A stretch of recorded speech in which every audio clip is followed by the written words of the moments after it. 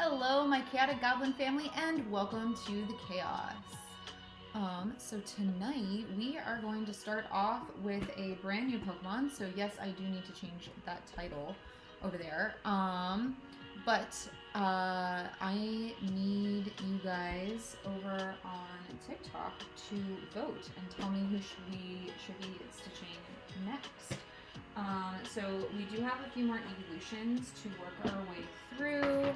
We still have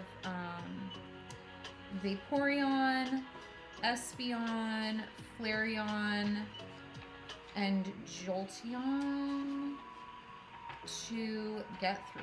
So we've got 4 more. So I'm going to open up a poll for you guys to vote on who we should stitch next. Give me 1 second to pull that up. We just finished up Umbreon. So, like I said, Jolteon, Vaporeon, Espeon, and Flareon are our options. So, there you go. You can go down to the bottom. Can I show some pictures of them? Let me see. So, let me pull up a picture on my phone real quick. Evolutions. Okay, so the evolutions are these guys. So we still need to stitch actually all 4 of these up over here. We've done these bottom 4 and Eevee. So Espeon is the purple one, Vaporeon is the water one, Jolteon is the electric one, and Flareon is the fire one. So if that is helpful at all. But yeah, so that is what we are voting on right now. Rocket Girl, thank you for the follow. I appreciate you.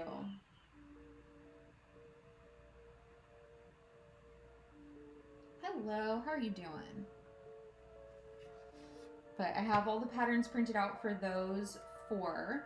And then, so whichever one you guys pick, we're going to draw up the grid on the back of the fabric, and I'm going to pull out all the floss for it, and we're going to start stitching that one tonight. It usually takes me about 3 to 4 lives or so to get through stitching one-ish, because I talk a lot, and because my friends over on Twitch will redeem rewards, like making me stop in the middle to finish off the back of another hoop or like things like that.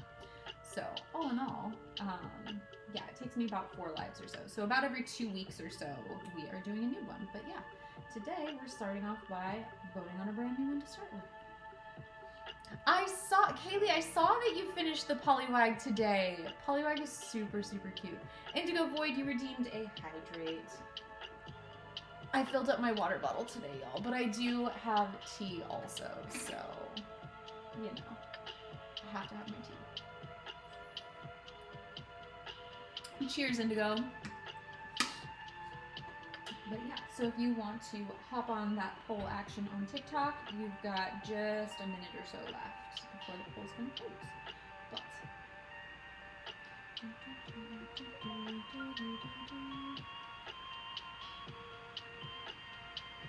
I want to learn how to do this. Well, you are absolutely in the right place, because I'm going to show you how I do it. And our poll just closed, and Espeon is our winner. So let me put the pattern for Espeon on the top of my stack of patterns. Because I have too many. Okay, so for Espeon, I am going to start by drawing a grid on the back of my Ida cloth. Now, not everybody does a grid on the back, but I prefer to. So if you decide you don't want to do a grid on the back, that's totally fine. And I will show you the other common way to do it if you don't want to do a grid. So we're actually going to start by doing that. So the first thing we do is we are going to, so you cut your Ida cloth down to size. For Espeon, for all of the evolutions except for Glaceon, if you're using my patterns, you need an 8x8 piece of Ida cloth if you're using 14 count. So the count is how many squares per inch you get. So 14 count means 14 squares per inch, 11 count is only 11 squares per inch, 16 is 16, so on and so forth. So all of my evolutions, with the exception of Glaceon, you need an 8x8 piece of fabric.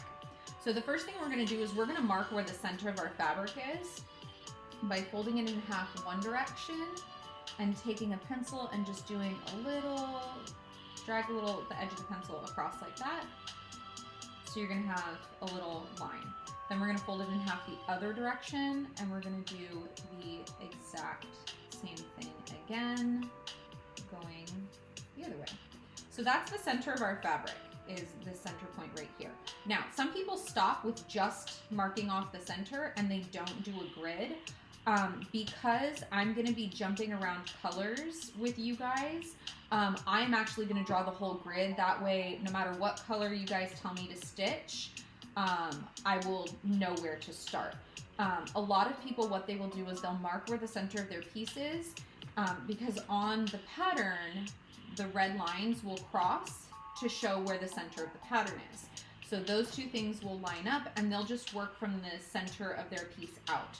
So for Espeon, you'd like work this little section and then start working up and into the head and across and like down and around like that. So that tends to be like the easiest way to do it, especially if you're new to it.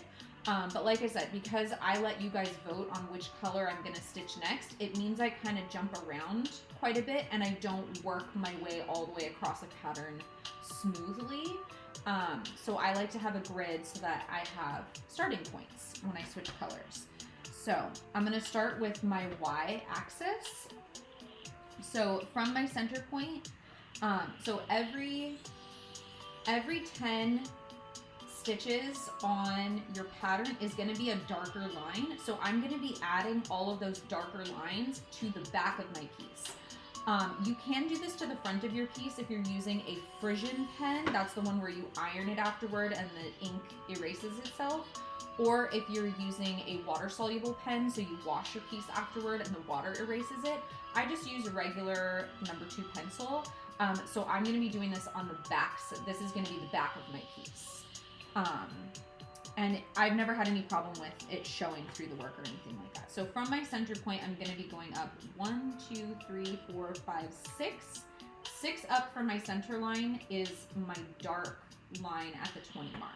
So I'm going to count up 6. 1, 2, 3, 4, 5, 6.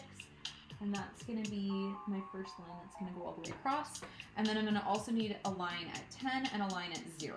So we're going to count up 10. 1, 2, 4, 5, 6, 7, 8, 9, 10. And one more. 1, 2, 3, 4, 5, 6, 7, 8, 9, 10.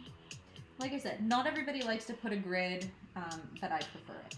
Okay, so from my center point, I'm going to go down 4 to do my 30 line. 1, 2, 3, 4. That's going to be my 30 line. And I want to make sure these are just a little bit bigger than my center line because I'm not going to be drawing these all the way out. So I need another one at 40, 50, and then I'm going to have one at 53 because this is 53 inches tall. So I want to make sure I have that bottom boundary line. 1, 2, 3, 4, 5, 6, 7, 8, 9, 10. So that's 0, 10, 20, 30, 40.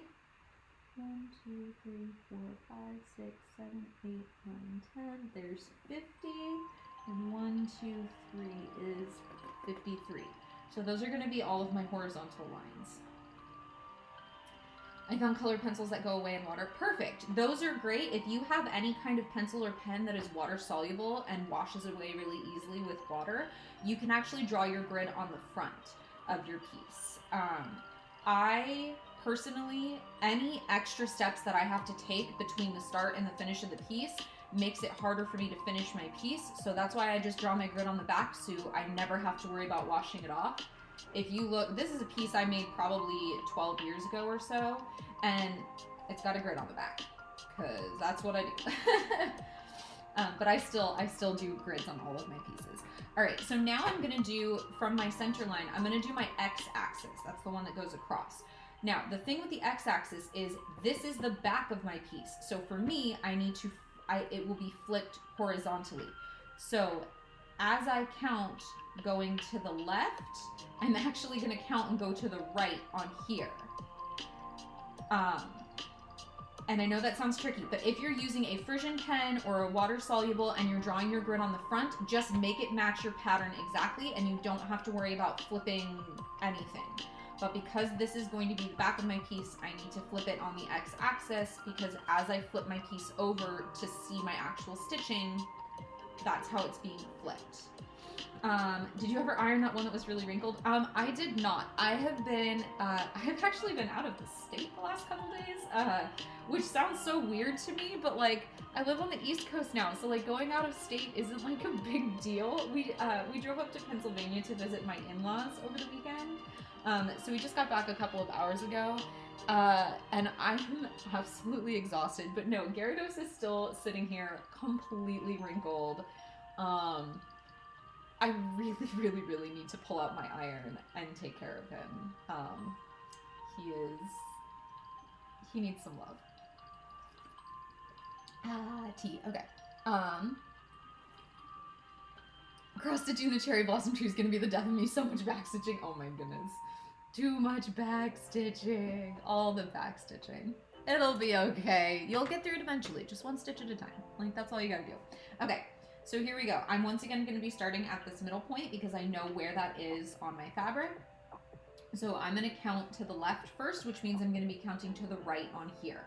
Once again, this is the back of my piece. Mama Cat Bear, thank you for the follow. I appreciate you. So to get to our first dark line, we're going to go over 1, 2, 3, 4, 5, and 6. So from here, we're going over 1, 2, 3, 4, 5, and 6. I'm going to connect those, and that is our 20 line, so we need to go over 10 and over to 0. So we're going to do that 2 more times. 1, 2, 3, 4, 5, 6, 7, 8, 9, and 10. 1, 2, 3, 4, 5, 6, 7, 8, 9, and 10. And that is going to be the boundary line on this side. Now we're going to go out and do it the other direction. We're going to go over 4. So once again, because we're flipping, we're going to be counting on this side, but marking on this side. So we're going to go 1, 2, 3, 4 will get us to our 30 marker. 1, 2, 3, and oh my gosh, I can't see. I'm not wearing my glasses. That's my issue. If I was wearing glasses, maybe I'd be able to see what the heck I was doing. 1, 2, 3, and 4 will get us to there. So that's our 30 line. And then we're going to need to go over to 40, 50, and 53 again, because Espeon happens to be a perfect square, 53 by 53. So this was our 30 line. 1, 2, 3, oh my god, I am having trouble seeing. 1, 2, 3, 4, 5, 6, 7, 8, 9, 10. There's 40. 1, 2, 3, 4, 5, 6, 7, 8, 9, 10. There is 50. And 1, 2, 3. So we're going to start and we're going to count just to make sure that we have the right counts. So this is our 0 line. So 0, 10, 20, 30, 40, 53. And from the top, 0, 10, 20, 30, 40, 50, and 3. So now what I'm going to do is I'm going to ignore this center line where I marked the center point, but all of the rest of them I'm going to expand until they touch. So we're going to go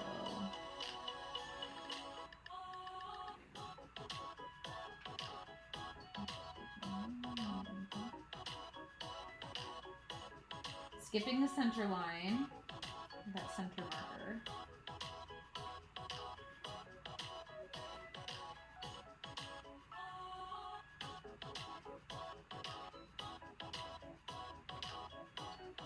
Skip the center line.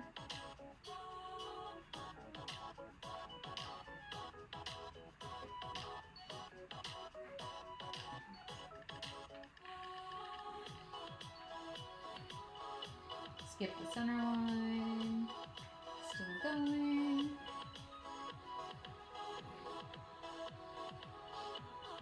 Domo, thank you for the follow. I appreciate you.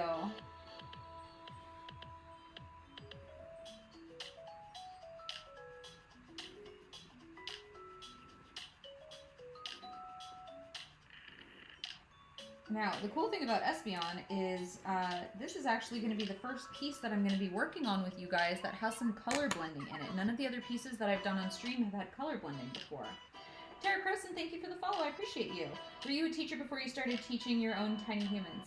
I actually went to school to be a teacher. My degree is liberal arts for early childhood education, so I had always intended to be a school age teacher. I had always intended to be teaching like kindergarten to second grade ish age. I taught preschool for all of one day. And the only reason I had to quit was actually I got the job when I moved from Washington to California. And I went to my first day on the job. I was so excited. I loved it so much. I was teaching preschool. And I got a phone call at the end of the day from my partner at the time, the guy I was with at the time. And he had been told on his first day back in California, he had gotten a transfer for his job from Washington to California. And when he transferred back, they surprised him and told him, oh, nobody told you, you're going to be on the night shift now. So he was supposed to be helping take care of the kids, but if he was on the night shift, he was going to have to be sleeping during the day. And so he wouldn't be able, we thought that we were going to kind of be on some opposite hours. And that didn't end up working out. So I actually only got to teach preschool for one day. And I was very, very sad about that. But my kids were just about school age or just under school age at that time anyway. They were 3 and 1. So I just ended up staying home and taking care of them. I did go back to work part-time for a few years. But yeah, now I do this as my part-time. Do you buy pre-cut cloth or do you cut it yourself?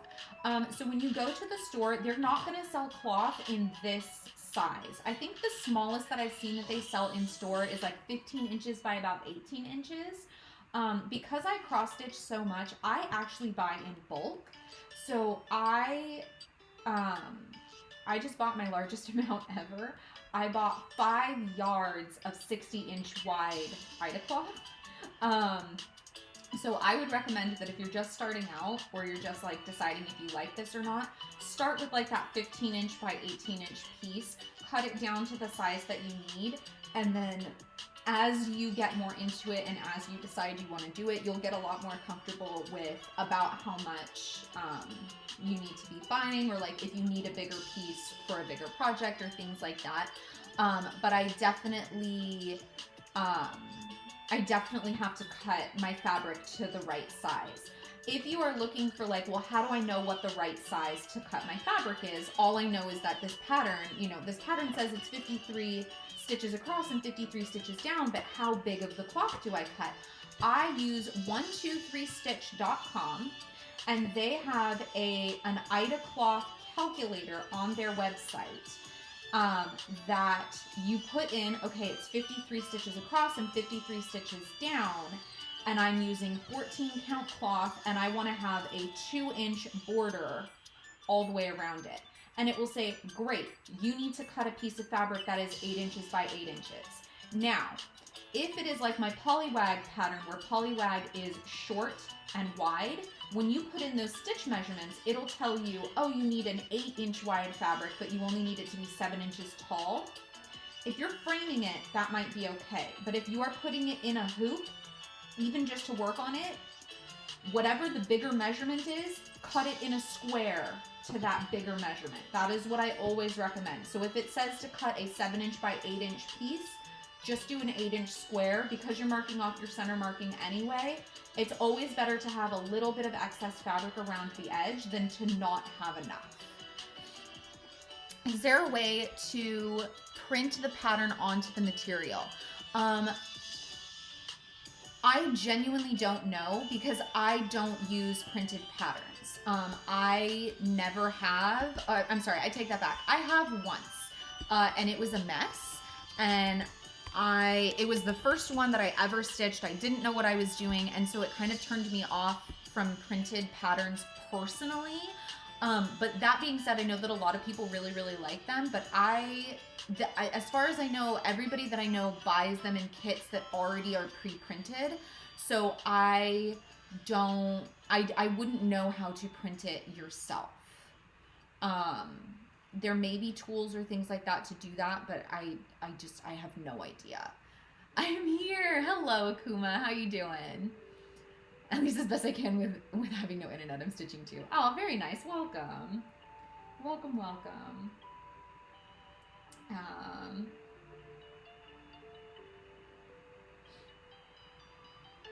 Shorty, thank you for the follow. I appreciate you. I haven't had time to cross stitch in so long. Aw, this is your sign. Pick it up again. I always add 2 inches to my borders. Yeah, exactly. I will sometimes add 3. If I'm using a bigger hoop, I will add 3 inches to my borders. But 2 is the minimum that I will add to my borders. And that's so I make sure I have enough to sew up the back because I prefer the sewn backs. I used to cut my borders really, really short. And that has bitten me in the butt several times, and I've had to do things like this where I cut the edge really, really short and then super glue it to keep it in the back. I much prefer sewing the edge down in the back. But yeah, and this is why I have such large borders now.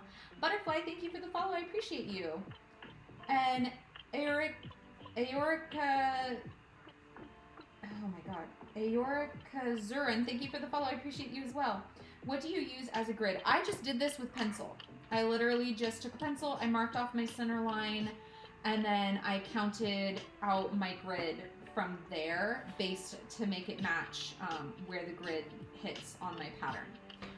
So I just mark it off with a pencil. This is going to be the back of my piece. So when I mark out my grid, I just make sure that I flip my x-axis. That way when I flip it this way, the pattern will match. But that is how I do my grids, is just with a pencil. Susie, thank you for the follow. I appreciate you. You can print it onto iron-on paper and then iron it onto the Ida cloth. If you do that, you do have to make sure that your sizing is right. So yeah, if you are gonna be, I guess, yeah, you could print it on iron-on paper and then iron it on. So if that answers your question. You just have to make sure that when you print your pattern that it's sized correctly so that the 14 count matches the 14 count. But yeah, theoretically, that could work.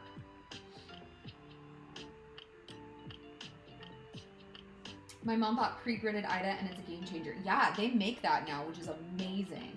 Who are you stitching again? They voted that we are going to be stitching Espeon. So my next step is going to be, I'm going to put it into a hoop so that I can work with it. So I'm going to do my best to center this with the exception of, so we're going to take a look at the pattern real quick. Up here in this corner, it comes really close to where the corner is going to be. Remember, this is the flipped x-axis, so it's actually going to be this corner up here.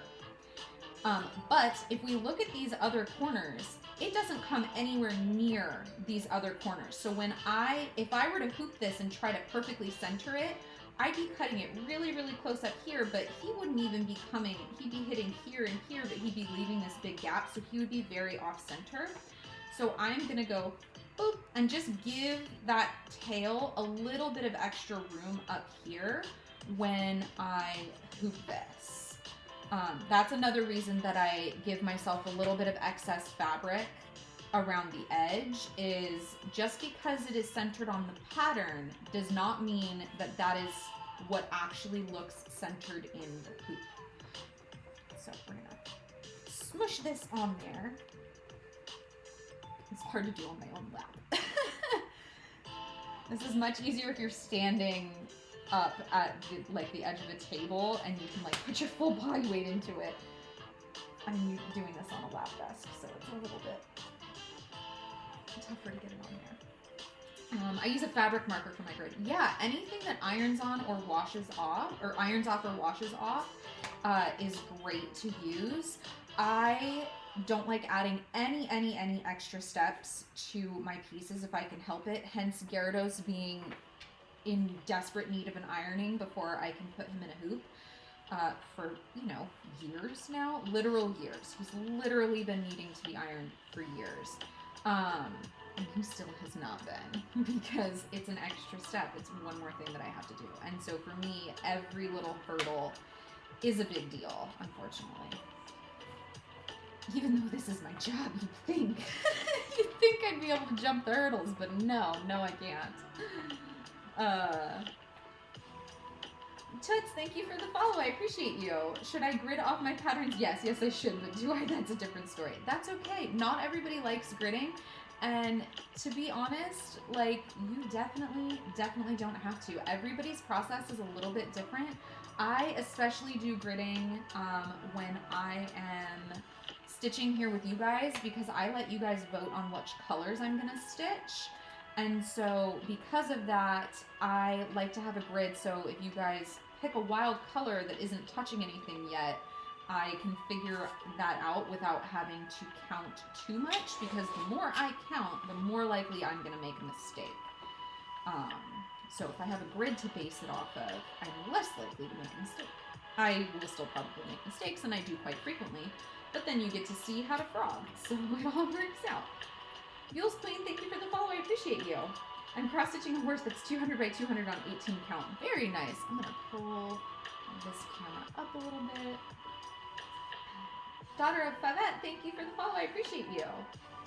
Maybe I can cross-stitch after finishing some schoolwork. Yes. Get the schoolwork done. My Little Honey 6, thank you for the follow. I appreciate you. I recently got back into cross-stitching. I used to do it when I was younger with my Mima. Oh, that's awesome. All right, so the next step is I have to actually pull all of the colors that I need to stitch. So we are, I'm gonna squirm around here for a second. Okay, here we go. We are going to get our block. Ah, stop it, that's not what you're supposed to stick to. Come stick to this, there we go. All right. Hold on. I don't have everything within arm's reach. Why would I be prepared? Why would you think I was prepared? Never. Never prepared. Never prepared, never surrender. Ow! Never surrender, or something to that effect. Where is my black? I know I need black, and I know I need B5200. I always need those. Those are my first and last colors that I stitch with. Those are the rules. All right, other than that, what do I need? I need one. One is in here. There's one. What else do I need? I need 917. All right, 917 is going to be in this box. Try not to block that, and of course I just did. Alright, so there's that color. What did I just do with it? Oh, it's under here. Hold on. I'm a mess. I don't know what I'm doing.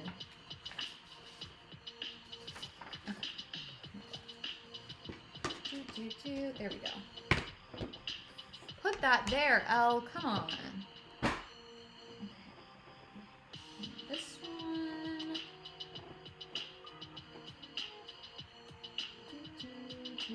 So I'm literally just going down the list of colors necessary for this pattern. And like I said, this pattern does have some color blending in it, where I'm going to be mixing two colors together to get the shade that I want. I'm going to need this one and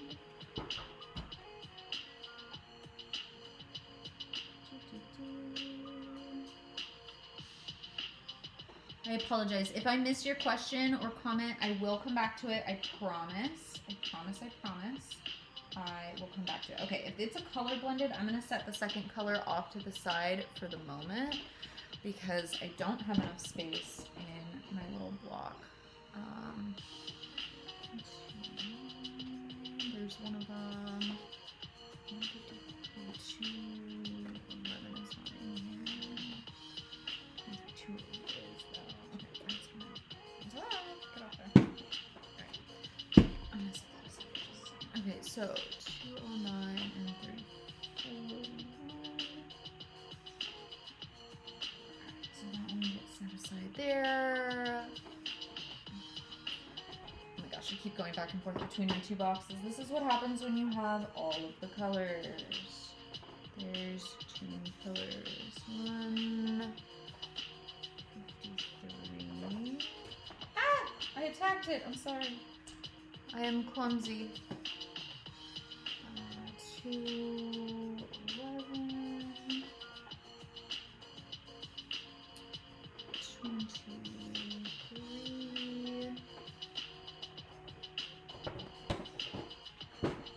And 200 and black off because we literally use those in every single pattern. Actually, I'll put the B52 back. Okay. And then I need to pull a couple more of the color blended colors. 3042. 3042, there we go, that one. And 3743. That one. There we go. Okay. So there's quite a few colors in this one. Ah! As I attack that one too. Ugh. I'm sorry, I'm like attacking everything today. I just keep bumping into stuff. Okay. So there is definitely quite a few colors that get blended together in this one, but I am really excited about that. This is actually the first pattern that I ever made that used color blending. And so this is our main palette, and I think these 4 colors here in the middle are gonna get blended with these 4 colors to kind of change the shade of them some. So we're gonna be adding sort of a dusty kind of color to this sort of vibrant purple palette that we have going on in here.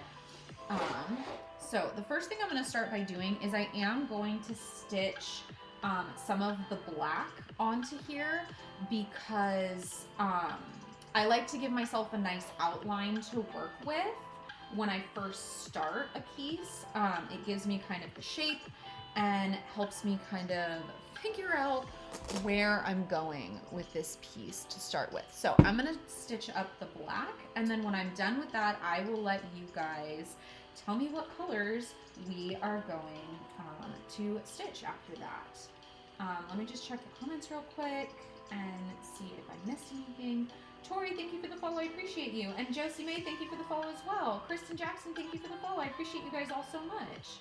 My oldest daughter is wanting to learn, so I'm bringing it all out. She recently learned crocheting. Oh, that's awesome. My older kiddo did learn a little bit how to cross stitch, but she can't do it quite on her own yet. And my younger kiddo actually asked me if they could learn how to cross stitch recently. So I'm going to be making up a little pattern for them to start with. They would like to cross stitch a donut. So we're gonna do it. And Lou, thank you for the follow, I appreciate you. And Janine, thank you for the follow as well, I appreciate you too. Sparrow Reads and Stitches, thank you for the follow, I appreciate you. And Rar, thank you for sharing the live, I really appreciate that. Have you seen the giant supernatural pattern going around? I might be pulling thread right now. I have not. I watched Supernatural for a few seasons years ago, but I have not kept up with it. But I recently started a giant Pokemon tapestry piece. It is 5 feet wide and 6 feet tall. It is bigger than me. I have a picture on my Instagram of me laying on top of the fabric after I was done gridding the back of it. And let me tell you, it is a beast. It's gonna be insane. I've not seen that pattern yet. Where did you find it? I'm not sure if you're talking to me. If you are talking to me, I do make these individual Pokemon patterns that you see me stitching here on Twitch and TikTok. These ones I actually make myself. They're available on my Etsy as well as my Patreon. I put mine in snack bags with the number on it. Hey, everybody has their own way of storing their stuff. I would never be able to keep track of the snack bags. I would lose them all. If you search Supernatural Cross Stitch, it comes up on the first page. Very nice.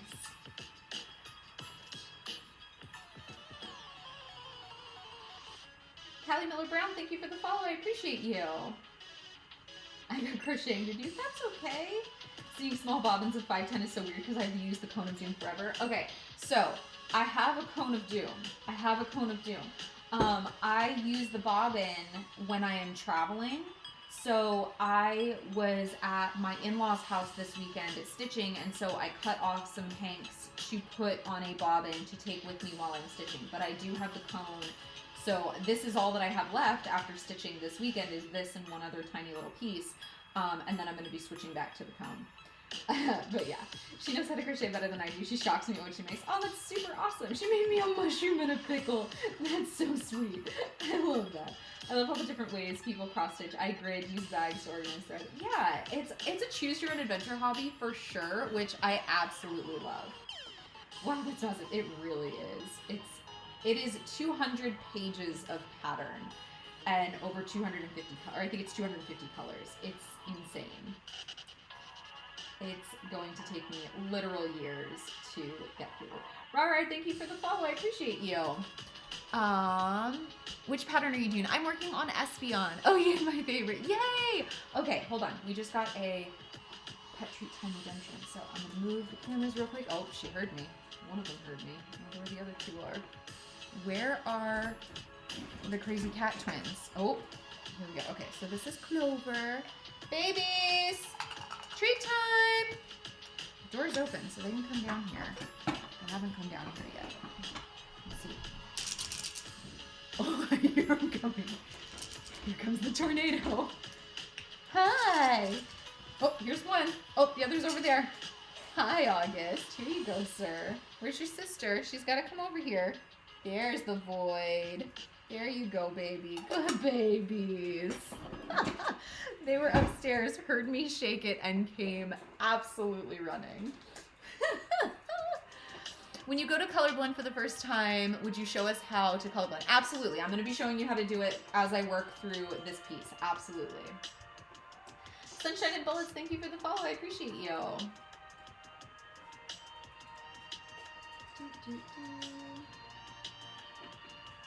Okay, here we go.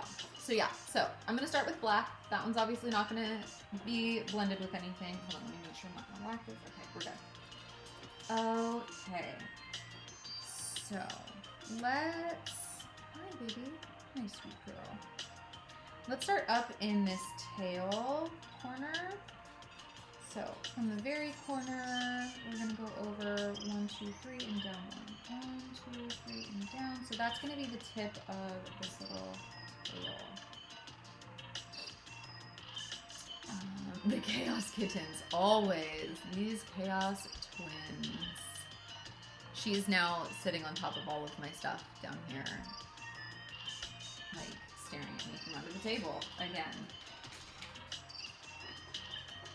Move this.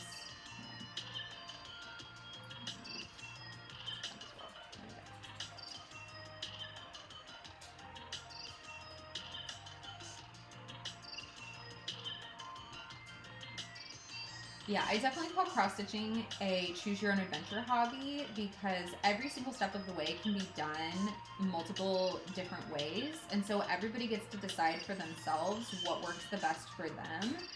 And, like, there are some things that are considered, like, common practice or best practice or things like that. But, like, with very, very few exceptions, I pretty much say, like, whatever goes.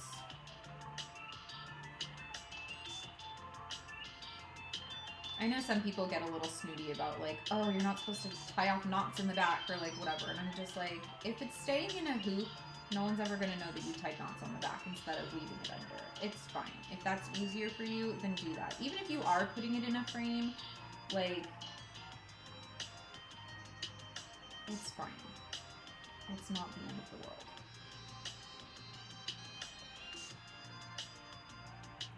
Anne Marie, thank you for the follow. I appreciate you. You grid the back. I do grid the back.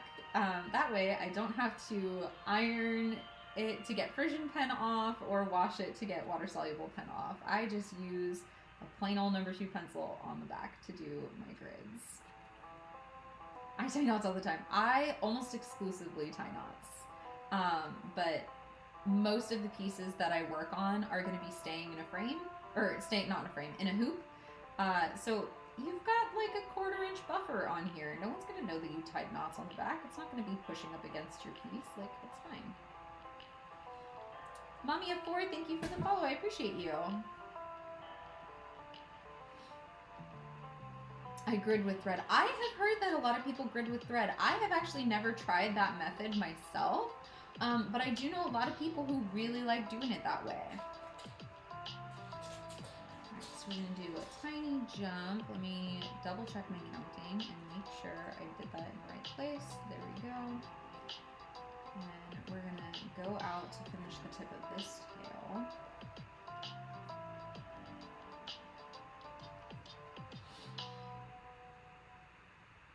I made a Mimikyu and now I'm working on a Mother's Day gift of a saying in the form of Stitch. Awesome! That's super cool. My cat's trying to get the thread and is getting me. Oh no! I am glad that my kittens have, for the most part, decided that me stitching is not super fascinating to them, and they're kind of over it and don't think it's a game anymore. And I mean, it's possibly because I'm literally stitching all the time, so they've just kind of gotten used to it. But for a while, the little boy thought that it was pretty funny, and he'd come over and get in the way.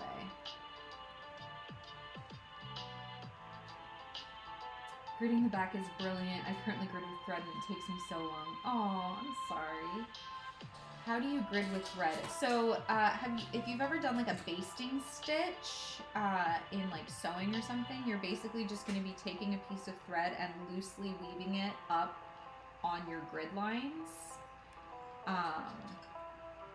going up and down and side to side, basically following these same lines that I drew on the back of mine. Every 10 stitches.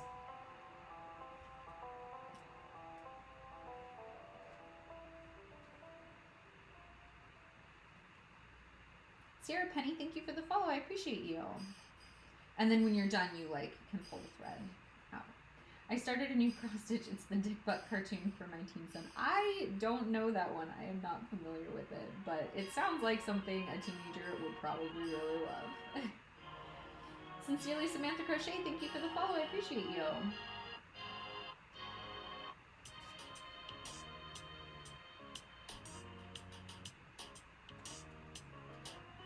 Wednesday, big stretches.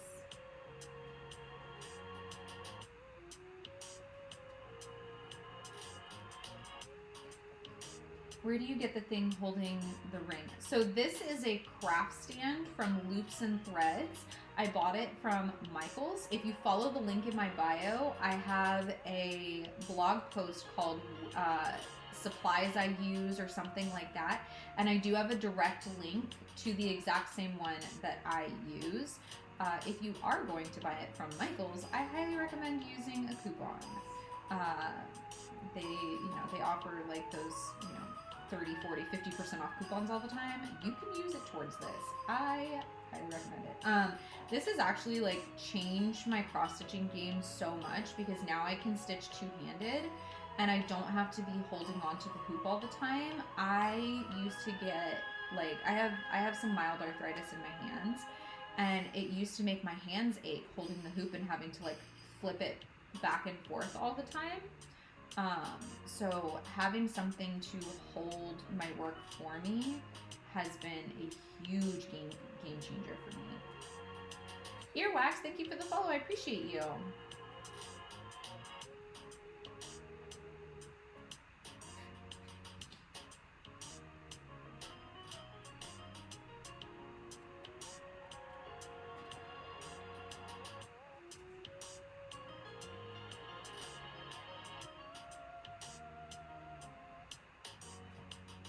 I'm definitely looking into that stand after my concert in May. I highly recommend it. I know that stands aren't for everybody though, and some people really don't like two-hand stitching. Some people really like freehand stitching. I will do it every once in a while. I actually did some freehand stitching this weekend because I was at, like I said, I was at my in-laws' house, and I don't bring my craft stand there with me. And I actually was working on a piece that was too small to put in a hoop. So I did some free stitching, but I completely finished it this morning, so I get to share it with you guys now. And I'm really, really excited about it because it is part of a pattern set that I'm going to be releasing at the beginning of the month. So in just a week or two, I will be releasing this new pattern. I just need to put the directions for how to back it into writing so that I can explain it to you guys what I did. But I made a a Pokeball bookmark, and I showed off my beta test the other day in a video, but this weekend I did a much better beta test, and it's very, very sturdy now, and it is not going to fall apart. And that is what it looks like. So I was freehand stitching all weekend, working on this little guy, and then I finished up the blanket stitching to attach it to a felt back this morning. But yeah, so I'm going this month, as long as I can get the directions for how to finish it off put together, I'm going to be releasing the Pokeball patterns. It should be around the first of the month, at the beginning of the month. And I have drawn up designs for 28 different Pokeballs. There's 27 from the video games, and then there's one that only appears in the anime, but I did draw up a pattern for it as well. But yeah, I'm really, really excited to share it. And so this is sort of the mini bookmark. I'm also going to be releasing a pattern that has 6, because you can hold 6 Pokeballs at a time. But this one I only included 4 because it's the first 4 Pokeballs that were available. So it's the regular Pokeball, the Great Ball, the Ultra Ball, and the Master Ball. So I thought that was really fitting as well as for an option. And then I'm also going to be releasing like just the whole block of all 28, so you can swap out which ones go on your bookmark. And then I'm also creating what goes in a hoop, and it's going to have 6 Pokeballs around the edge, and in the middle you get to pick what starter sprite you want to do. So you have the option of Bulbasaur, Charmander, Squirtle, or Pikachu as like a miniature sprite instead of like my full-size sprites. So I have all of those coming at the beginning of the month, on top of 4 brand new Pokemon patterns like the full-size Pokemon. Yeah, so I've been working really hard this month doing you know, some stuff. So I'm really excited to be able to share that with you guys. I literally finished stitching the back of finishing up the backing on that bookmark this morning over breakfast at my in-laws' house, before we drove home. So yeah, that is kind of what I've been working on. I've accepted that I won't finish my cardigan in time. Oh no! Green Queen Tori, thank you for the follow. I appreciate you. Is there a way to get the pattern in frame as well? No. I will not. I don't put my patterns in frame. I do show them off briefly when I'm showing off like how to do the gridding and stuff like that. But I don't stitch with my patterns in frame because I do sell them. And so stitching with them in frame leads to it being a lot easier to like photo or like screenshot and things like that. But I do have ways for you to get the patterns yourself. I do have an Etsy shop. I sell my patterns for $5 a piece on the Etsy shop. If you are looking to get more than like 2 patterns, I'd highly recommend checking out my Patreon, even if you can only support it for like a month.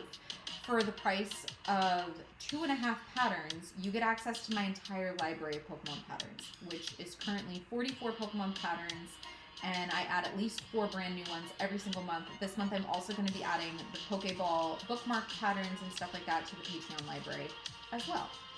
So yeah. For my next picture, I had to get a roller stand for the pure size of it. Oh my gosh. I had to, for my giant tapestry piece, I had to buy an entire scroll frame stand because it's so big. And then my partner modified it for me because the scroll frame stand I bought was 3 feet wide, but the piece I'm working on is 5 feet wide. So we had to like extend it by another 2 feet. It is just an absolute pumpkin beast. It is so massive, but I love it so much. I'm so excited. So yeah, I've been working on that some off screen, but I'm hoping to try and do some time lapses of me working on that soon. Yeah, I'm not even done with the first page, and it is a 200-page project, so I'm not even 0.5% done with it. Allie Lawfield, thank you for the follow. I appreciate you. And Jenny Gooey, thank you for the follow as well. I appreciate you too. Big Butt leaving my second ever cross stitch. I did a mushroom a few weeks back. Oh, very cool. I love mushrooms. They're so cute. Elvira, thank you, or Elvia, sorry about that. Elvia Ramirez, thank you for the follow. I appreciate you. How do you feel about adding an extra strand when using 310? I don't know. I actually, when I was doing, that's one thing I will say. When I did the edging on this is actually 3 strands, whereas all the black on the actual stitching is 2 strands. And I actually think on the next one I make, I'm only going to do 2 strands around the edge. I think it's a little thick and blocky looking around the edge, and I want the border to be a little bit gentler. Like, I feel like the border stands out just a little bit too much. This one that I did, this is like the pattern is done in 1 strand, the outline is done in 2 strands, and then the binding the edges with the blanket stitch is done in 2 strands. And I like the way that this looks a lot better. But I actually made this bookmark years ago. But the really cool thing is, once I get the directions made for how to finish off the back of this, I will be able to release some of my other bookmark patterns that aren't Pokemon specific. So yeah, that's kind of the plan, is to be able to release a few more patterns that I have kind of been working on and not really talked about because they aren't Pokemon patterns. So, excuse me, rude sir. He's over there knocking stuff off because he's like, I'm a cat, I'm gonna knock stuff off. Because that's what they do. But yeah, I actually have, I think, 3 different of the black work bookmark patterns to release. They all say read across the middle in that same font and everything, but the black work pattern behind them is different for each one. Really, dude? Really? He just knocked an entire cup of wing nuts off of the edge of the cabinet. Because he's a You've been busy. I have been. Oh, I'm so glad that you're excited about it. You're having a break. Take a drink. I'm drinking tea. My water bottle's too far away. I can't reach it. I could reach it. I don't want to. Cheers, Kaley. I want to. Holly Pocket, thank you for the follow. I appreciate you. And Girl on Top, thank you for the follow as well. I appreciate you too. What are you making? I am working on an Espeon right now. The little psychic evolution.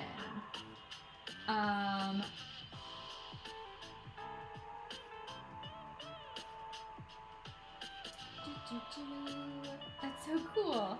Bookish Hollow, thank you for the follow. I appreciate you. The hoop sounded like that hoop sounded like a cool clock. You're doing 2 of my favorite things at once. Oh, thank you. How much is your Patreon? I do have a couple of different Patreon tiers. I have a $7 tier, and that will get you 2 brand new Pokemon patterns every month. And you also get access to Bulbasaur, Charmander, Squirtle, and Pikachu. So a lot of people will start with that one, and then once they work their way through kind of those first few starter Pokemon, then they jump up to my $12 tier, which gets you access to the entire Pokemon library, which currently has 44 patterns in it. And if you really like what I'm doing, I do have a $50 tier, and you get access to the entire Pokemon library, just like before, but I also send you a kit in the mail every single month with a brand new pattern and everything you need to stitch it right away. So it just comes straight to your door in the mail, and you've got everything you need to just get going. You don't have to worry about going to the store and getting cloth or floss or any of that stuff. I do all of that for you. So I do have a limited number of spots at that level, but the people that I do have at that level, like, they're my crazy rabid fans. Kaley and Mel, I love you so much. They're so sweet about it. They're like, it's amazing. They're like always hyping me, and I love it so much. But yeah, I do have a limited number of spots at that level because it does take me time to put all of those kits together. I cut all the fabric down to size for you. If you want, I grid the backs. I pre-grid the backs for you. as well as getting all the floss colors you need and stuff like that. Your first kit will also come with a little felt needle minder, as well as a needle. Future kits don't come with that, but your first one does. It always comes with the pattern that you need for the month. And I also include felt backing. So I don't do it on a whole lot of my pieces, but I can kind of show you what I'm talking about. So I include the thread that you need to sew the back down like this. And then I include a piece of felt that you can either hot glue onto the back, or you can stitch it onto the back to completely enclose and finish up your stitches so that they can't be seen or they can't be messed with over time. I don't tend to do that to my pieces because, again, fewer steps for me means I'll get stuff done. The more barriers to entry for me, or the more barriers to completion for me, the longer it's going to take me to do stuff. Like exponentially longer, not even just like a little bit longer. But yeah, so those are the different Patreon tiers that I have. Good evening, Evie Fangirl. How you doing? Shalom, thank you for the follow. I appreciate you. What are you knitting? I'm actually cross-stitching. How long does each one take? It really depends on the piece. Some of the smaller ones I can finish in like 4 hours or so. The longer ones can take exponentially longer. I'm working on a tapestry piece that's 6 feet tall and 5 feet wide, and that is going to take me years to work through. I think I did the math, and based on my fastest stitching speed, even if I was working on that for 40 hours a week, so 8 hours a day, 5 days a week, it would still take me close to 2 years to finish that piece. So it really, really does vary wildly.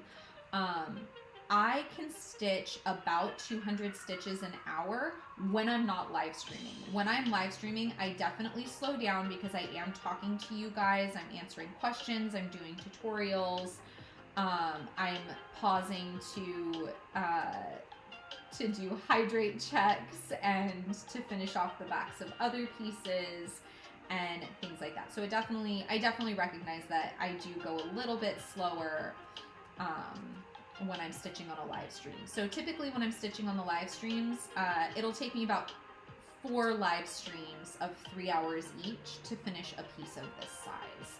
And this is a 5-inch hoop. So yeah, it just varies wildly for each one. Coolest Fool, thank you for the follow. I appreciate you. Terrell, thank you for the follow as well. I appreciate you too. With the Pokeballs going around and a critter in the middle. Oh, yes. I think it's going to be really, really cool. If you didn't want to put a critter in the middle, they make like little clock kits that you can get at like Joann's or Michael's or things like that. You could totally like put a clock kit in the middle of the hoop and have it like be going around the different Pokeballs around the edge. That would actually be really cool. Yeah. So yeah, you could absolutely do that. It's my favorite cross-stitch TikToker. Thank you. I appreciate that, Ayala. The Cutie Pie, thank you for the follow. I appreciate you. Connor Tenner, thank you for the follow as well. I appreciate you too. And One Fake Ginger, thank you for the follow as well. You guys are amazing. I finally started your Eevee pattern. It's my first ever cross-stitch and I'm loving it. Oh, I'm so glad you're loving it. I just finished Eevee up. That's the one we did before Umbreon. And Eevee is up on my wall now. The little baby. Honestly, not great. Got some difficult news this past week. Cross-stitching is helping distract. Oh, I'm so sorry you got some difficult news. I'm glad you got something to kind of help take your mind off of it a little bit at least. I hope that things get better.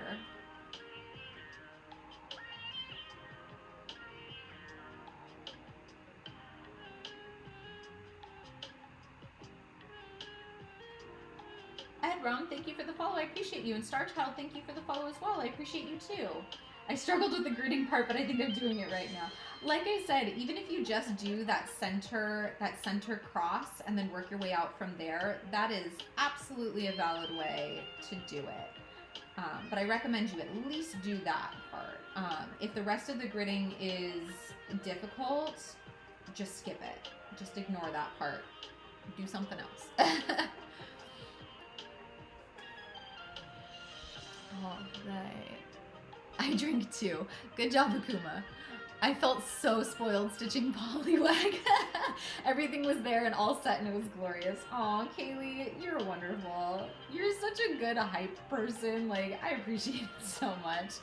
None of this out of stock flosses with all of the bane of my existence. Oh my gosh. I know, seriously, everyone that you've done lately has just been like one color out of stock at your store. I can't believe it. Talking and hydrating, talking and hydrating. I gotta hydrate again. Freaking rar. Cheers, Kaley. All right, and she is redeeming me finishing a Pokemon hoop. So, Kaley, what are we gonna be finishing? A 4, 5, 6, or 7-inch hoop. I finished one today, and you can too, and I can too. Oh my goodness. Pokeball clock would be a super cute idea. It would be a really cute idea.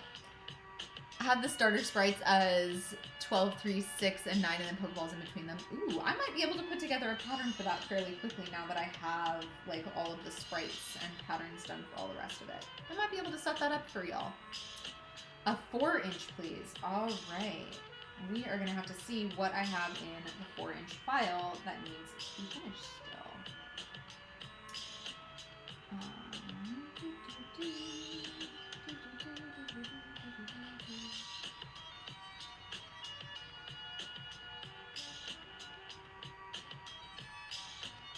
I struggle with the gridding part. That's kind of what I did. I drew the grid, erased it because I thought it was wrong. That's okay. I promise, like, you'll kind of get used to it and wrap your head around it. It does take a bit. It took me a while to, like, figure out my process, and I definitely drew them backward so many times before I, like, really wrapped my brain around the fact that, like, you need to switch that x-axis. But yeah. I hope things are okay today. That could be some fun to be here. Oh, that sounds like a weird, mind-screwy type of situation. Keeping busy is a good way to not overthink stuff. Yes, it is. Keep those hands busy. Drew it again and then couldn't figure out how things translated, so I just went off the center. Yeah, just go off the center. If it's your first time and the grid is confusing, don't worry about the grid. Just go off the center. I promise it will be okay. Might take a break now and get some dinner. Nice. Alright. Everything's good. Watching soothing cross stitch is helpful. Aw, I'm glad it's helping. Alright, let's pull out the 4-inch file. Okay. 4-inch hoops. Alright, Kaley, here's what we got. We got a Weedle, we've got a Staryu, we've got a Spearow, and we've got an Electrode. And those are the last of the 4-inch ones that I have, like, pre-stitched and ready to hoop. So what are we going to finish up? I keep having to go out and back in the stream because of the lack of internet. Oh man, that sucko, Akuma. I'm sorry. Staryu. All right, we're going to be finishing up Staryu.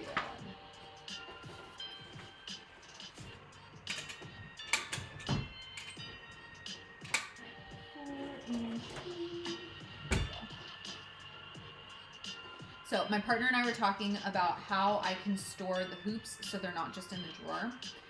So he suggested pegboard so that I can just like hang them on a peg on the pegboard. And I was like, but pegboard is so ugly.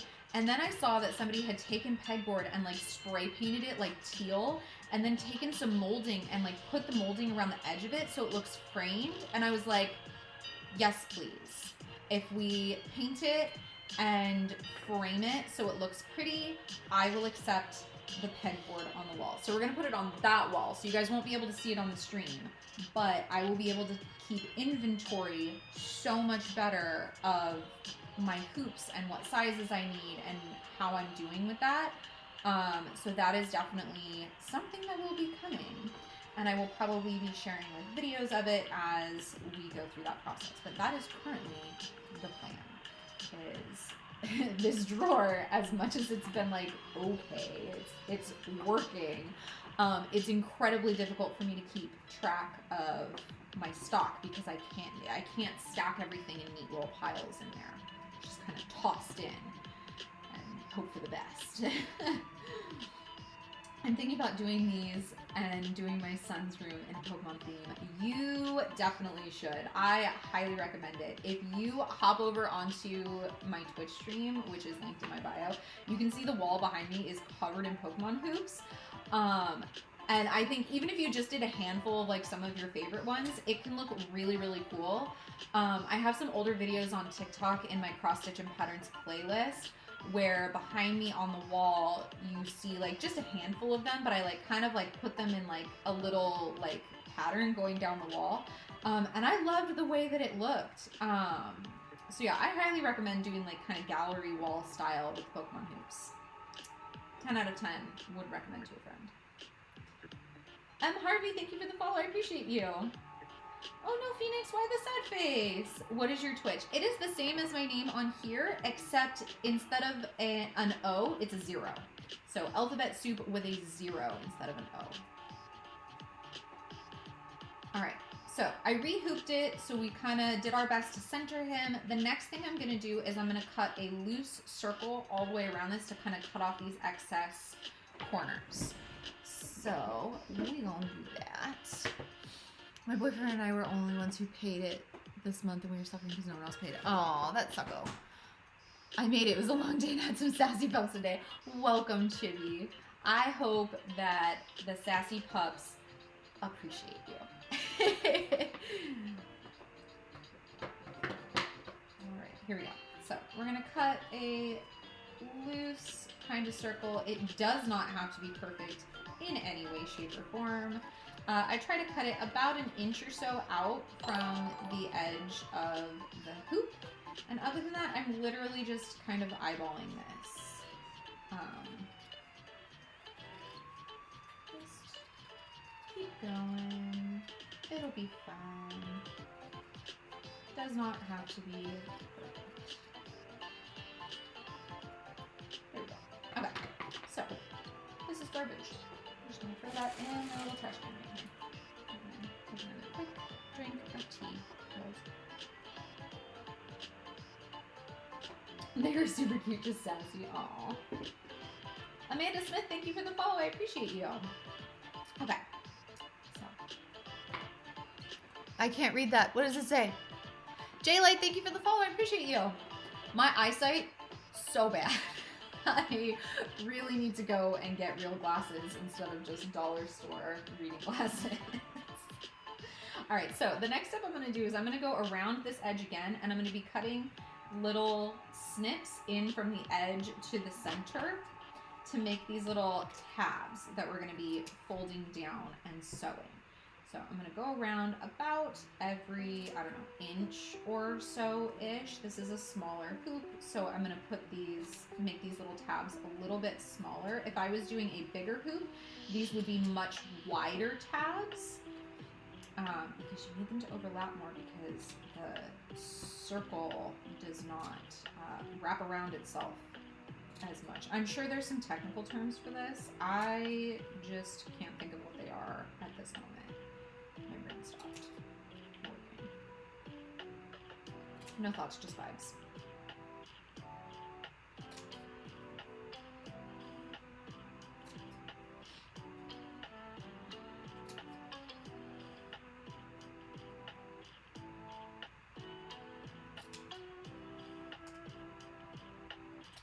Okay, so there we go. So now we have all of these little tabs all the way around.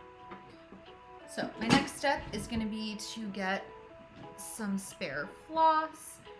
It literally doesn't matter what color you do this in, but I always like to choose some type of coordinating color from the front, so I'm probably just going to go with brown. Because I like things to coordinate. Even, that's not one. That's not going to be helpful to me. This is just from my giant junk thread bag. I literally have a gallon-sized bag of thread that's just random floss from when I used to make a ton of friendship bracelets. So I'm just going to cut the length of this. Hello, August, sir. May I help you, tiny fluffy boy?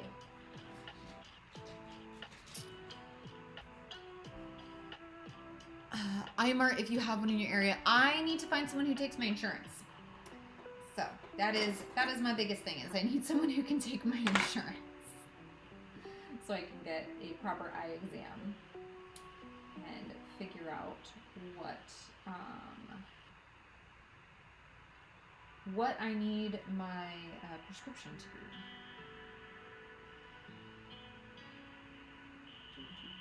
Okay. When I am stitching up the backs, I like to do 3 strands of floss instead of 2 strands of floss. That's just personal preference, because every once in a while I have had the floss snap on me as I'm like pulling it tight to do the back. So 3 strands is just slightly less likely to snap. I love Pokemon so much. I do too. Welcome. We are stitching the back of Staryu, and then we're going to go back to actually stitching Espeon. So this one we're just finishing up the back of it, and then it'll be ready to hang up on the wall.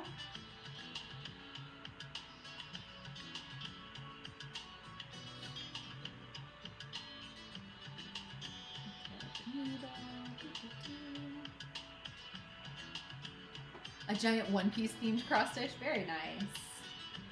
Alright, how did I do this again? Okay, hold on. Let me snip this, because this is too big of a tab up here. I don't know how I do that. I do that every time. Alright, so we're going to start by, so we're going to fold down the first tab and the second tab. And so where they overlap, right here, this little triangle, that is what I'm going to be stitching through. And I'm going to start by, I'm going to start on the bottom and go up through the 2 pieces of fabric. Pull it nice and tight. And then I'm going to do the next one. I got like one non-spawnable Pokemon who's all by his lonesome. Aww. I'm right, literally takes just about every insurance. However, because you're not below the age of 21, it would sadly not be free, but those glasses are fairly well priced. So my insurance actually will cover my glasses. They'll cover my lenses completely, and they'll cover my glasses up to $200 for my first pair. So that is why I want to find someone specifically who takes my insurance, because I'd be able to get a free pair of glasses with the particular insurance that I have. I'd have to, like, they'll only cover 1 pair, but hey, 1 pair is better than no pairs that I have right now. So I folded down tabs 2 and 3, and then I stitched down. So I'm going to switch off going down through them and up through them every other one all the way around. So the next tab, we're going to go back up through the 2 layers where they overlap.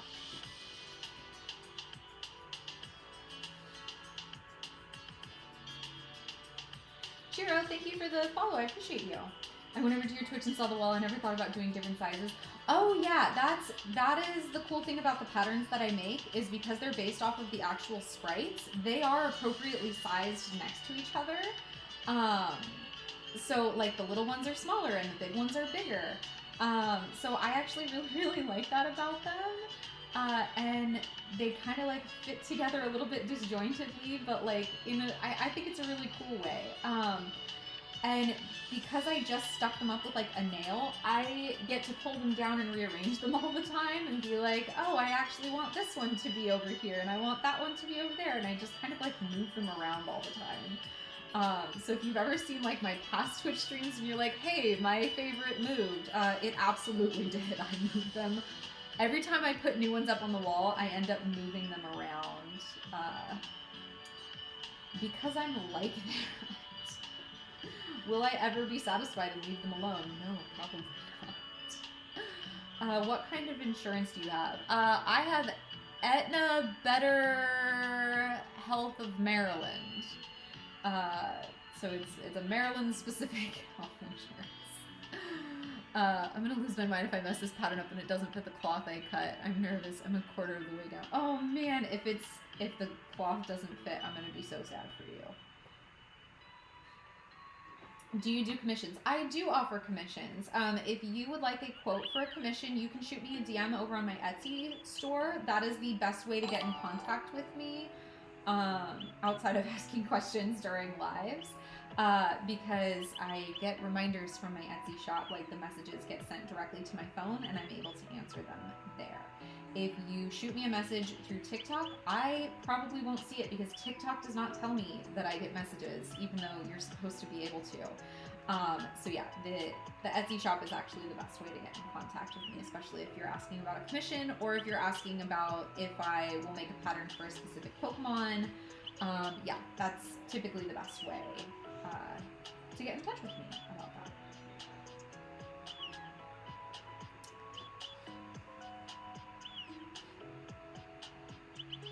Ash Bahegel, thank you for the follow. I appreciate you.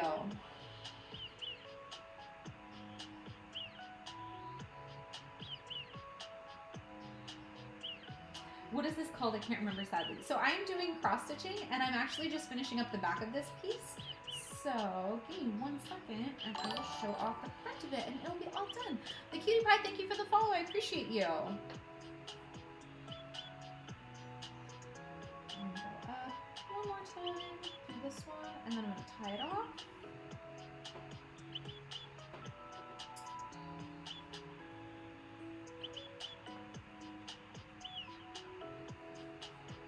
That's what this is called. My mom used to do this, something I wanted to get into. I highly recommend it. If you would like, I do have a how to cross stitch guide linked in my profile. I don't ask for like your email address or anything like that. It's literally just a free how to cross stitch guide if you want to get started. And the other thing is I do these lives twice a week where you can come and ask questions and I can help walk you through it if you're having any trouble with anything. I'm always here to help. So yeah, that is Staryu. We just finished this one up, and now we get to go back to stitching Espeon some more. So let me move the cameras back into the right angle for this. There we go. All right, that's not very much left. But that's okay, we're gonna make it work.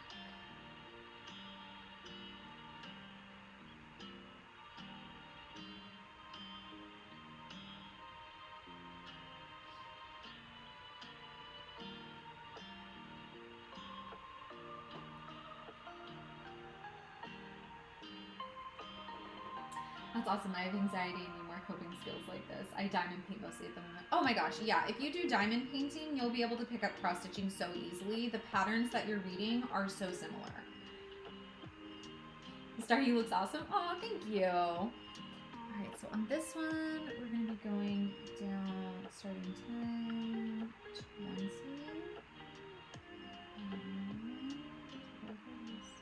We are actually going to be starting right on that edge line.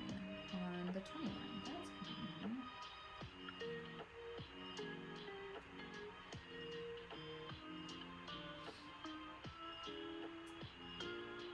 But I also do the spool loom as well. I have never done a spool loom before. That sounds intriguing. Kyla, thank you for the follow. I appreciate you.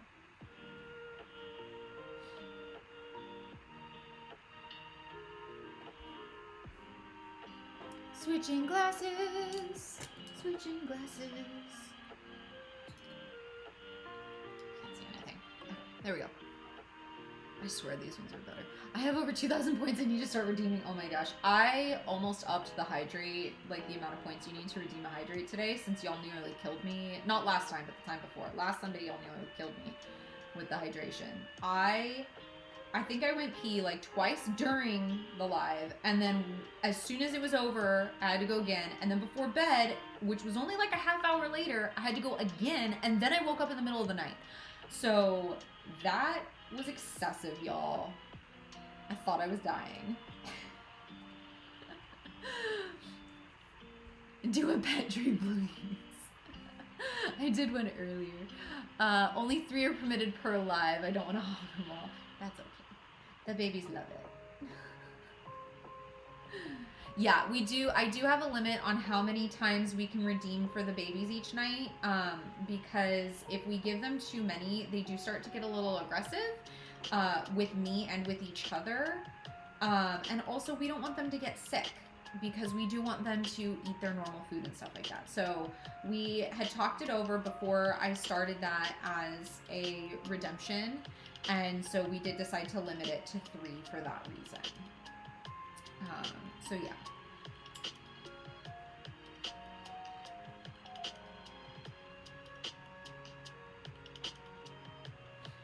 I do embroidery, but I'm super nervous about cross stitch. I don't know why, but I've always wanted to try it. You should try it. You should absolutely try it.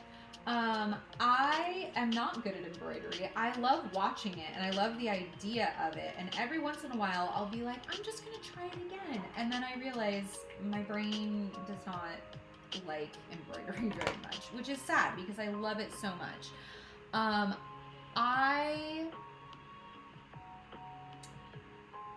Yeah, I don't know, my brain stopped.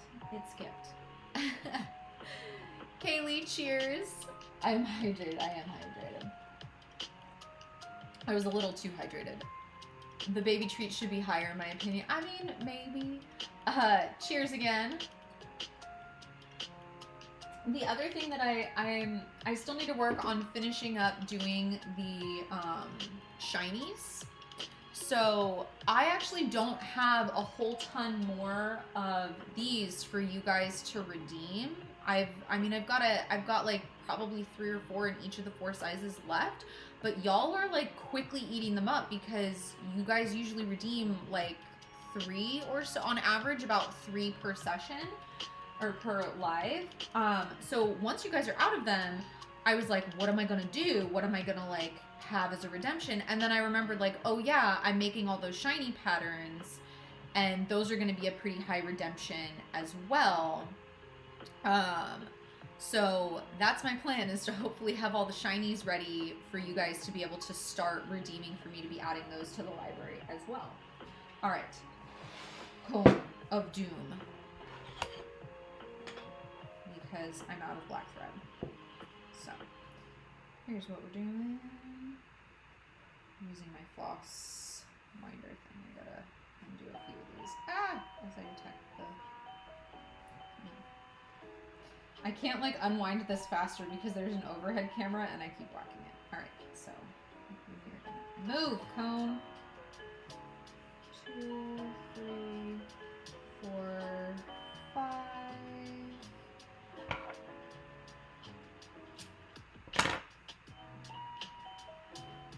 Alright, set that aside. So now I have 5 more things. That quickly. I love this thing.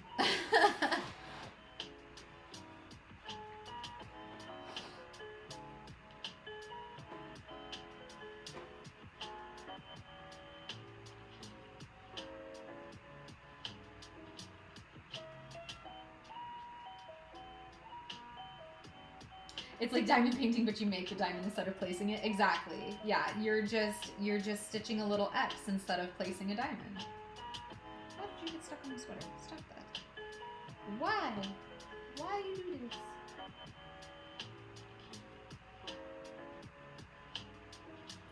Hi, Wednesday. Hi, sweet girl. She came over to sniff and see it. She heard us talking about the treats, and so now she has to come investigate the drawer where I keep them. Make sure that I didn't accidentally leave it open or something for her to get into. She is trouble. So this weekend we were at my in-laws' house, and they have a cat. It is an Espeon, and my in-laws have a cat, and she is an older cat, and so she wants nothing to do with the babies. And cheers, Indigo.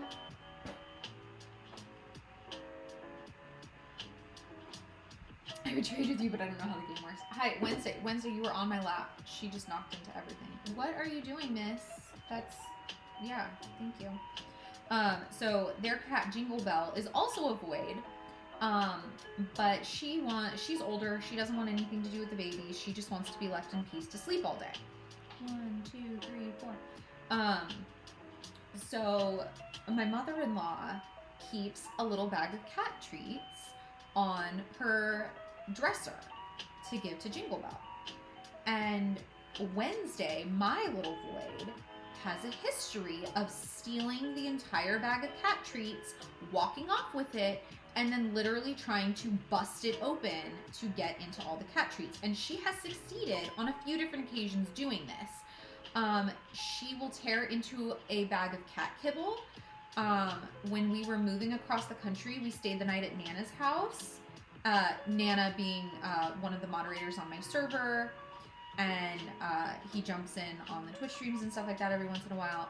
We stayed the night at Nana's house, and she busted into his cat's kibble bag and just started going to town on it. So we were over there, and sure enough, she stole this bag of cat treats off of her dresser, took it into the other room, and was trying to bust it open. And so I found her because August, the little tuxedo, tried to steal it from her and accidentally like flung it through the air and into their litter box. It was a whole mess. So I retrieved it from them. I got it put back where it was, like I gave it back to her, and I was like, you know, hey, we gotta hide these while we're here because she will not let it go. Like, she will find them again. She just does this. And so she like took them and put them away. Well, we were leaving this morning, and she didn't think about the fact that, like, you know, the cats are still out. We hadn't packed them up in the car yet. And so she like went and put them back on her dresser. And sure enough, 5 minutes later, Wednesday had snuck in, found them, and was off in a corner trying to bust them open again because that's what she does. Which Pokemon are you stitching? I am working on Espeon right now. We just got started. Oh, I guess it was an hour and a half ago. We've been working on it for an hour and a half. It feels like we just got started. I lose track of time. It's okay. I have to keep my critters' food and treats in plastic containers to keep my taxi from eating them. Yes, same here. We have to keep their kibble in like those big, giant plastic, like dog food containers, like the dog kibble and the cat kibble. And then the treats, we have a basket up on top of the fridge, and she can't get up there. It's only a matter of time. But for now, she can't get up there to get the cat treats down. And then the cat treats down here, I have in a little jar, but I have to hide them in a drawer because she has busted the jar open before. Like, I mean, it's a plastic jar, but she like knocked the lid off of it to get to them. So she is trouble when it comes to the treats, and she's smart. Have you done Leafeon before? I have done Leafeon. If you are over on my Twitch stream, Leafeon is right up there above Sylveon. I don't know if I'm pointing exactly to it, but there-ish. I can't see that far. I can't see if I'm pointing to it exactly, but I tried. Yeah, it's above. It's like right above my head. But yes, I have done Leafeon. We did that, I believe, last month. We stitched Leafeon.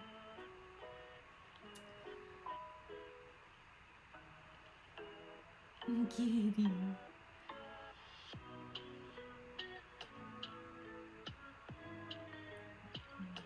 1, 2, 3, 4. Double check with 1, 2, 3, and 4. There we go. Good.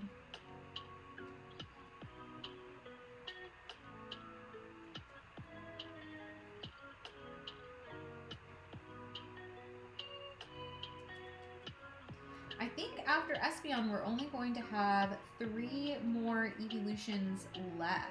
We're going to have, actually, the original 3. We're going to have Flareon, Vaporeon, and Jolteon left. Those are the only 3 we haven't stitched up yet.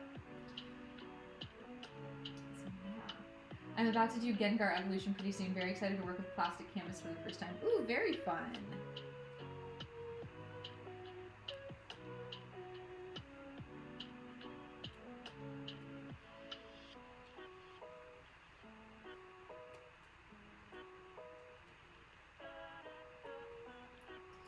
Oh my goodness, go through.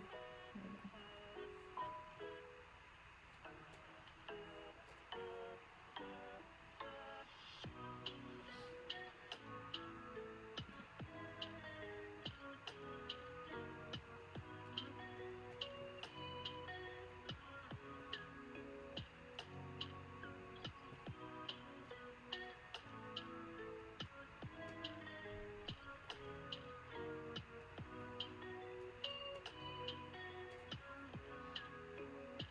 Oh, for those of you on Twitch who are playing the Pokemon community game, I was on their Discord server earlier, and they were announcing that, I think it's like May 7th, I think they said it started.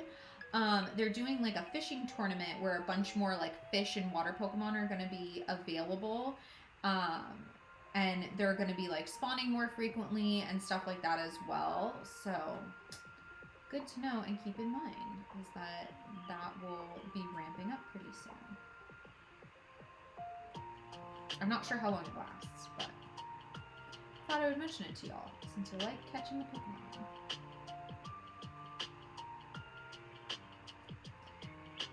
I don't know why you're upstairs screaming, kitten. The door is open. You may come join. Just yodeling away. He does that when he's lost or when he doesn't know where his sister is. He just yodels. Lauren McKinney, thank you for the follow. I appreciate you.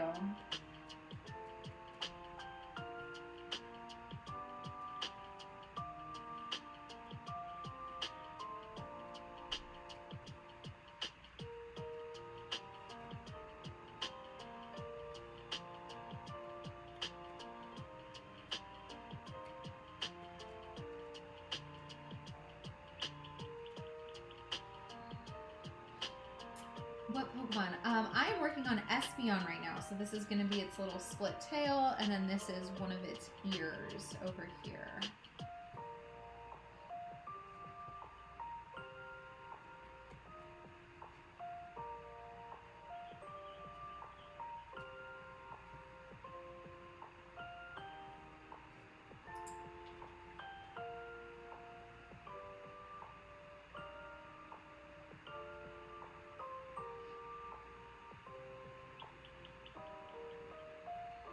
Cute, I'm working on a Suicune right now. Very nice.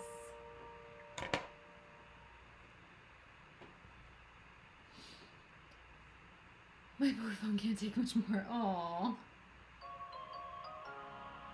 My partner and I played D&D and the group was eating dinner when our cats got attracted to the smell of the fish and chips, and the rest of the group started feeding them at the table, which I asked them not to because I don't want the cats to learn bad habits. And sure enough, the next night, the cat came to the table looking for food, so I got the spray bottle out, but instead of spraying the cat, I sprayed the party because they kept doing it. That is fantastic. I love that. It's funny, the one guy stole the bottle and sprayed me. Oh my gosh. That is hilarious, and that is 100% what I would do. 100%. The cats don't know any. The cats aren't doing anything wrong. They don't know any better. The people know better. Spray them with a water bottle. I'm new. Hello. Welcome. I'm still new to stitching. I don't know. I didn't know you were supposed to finish the backs. I mean, you don't have to if you don't want to. Everything is optional. It's a choose your own adventure. If you don't feel like doing it, you don't have to.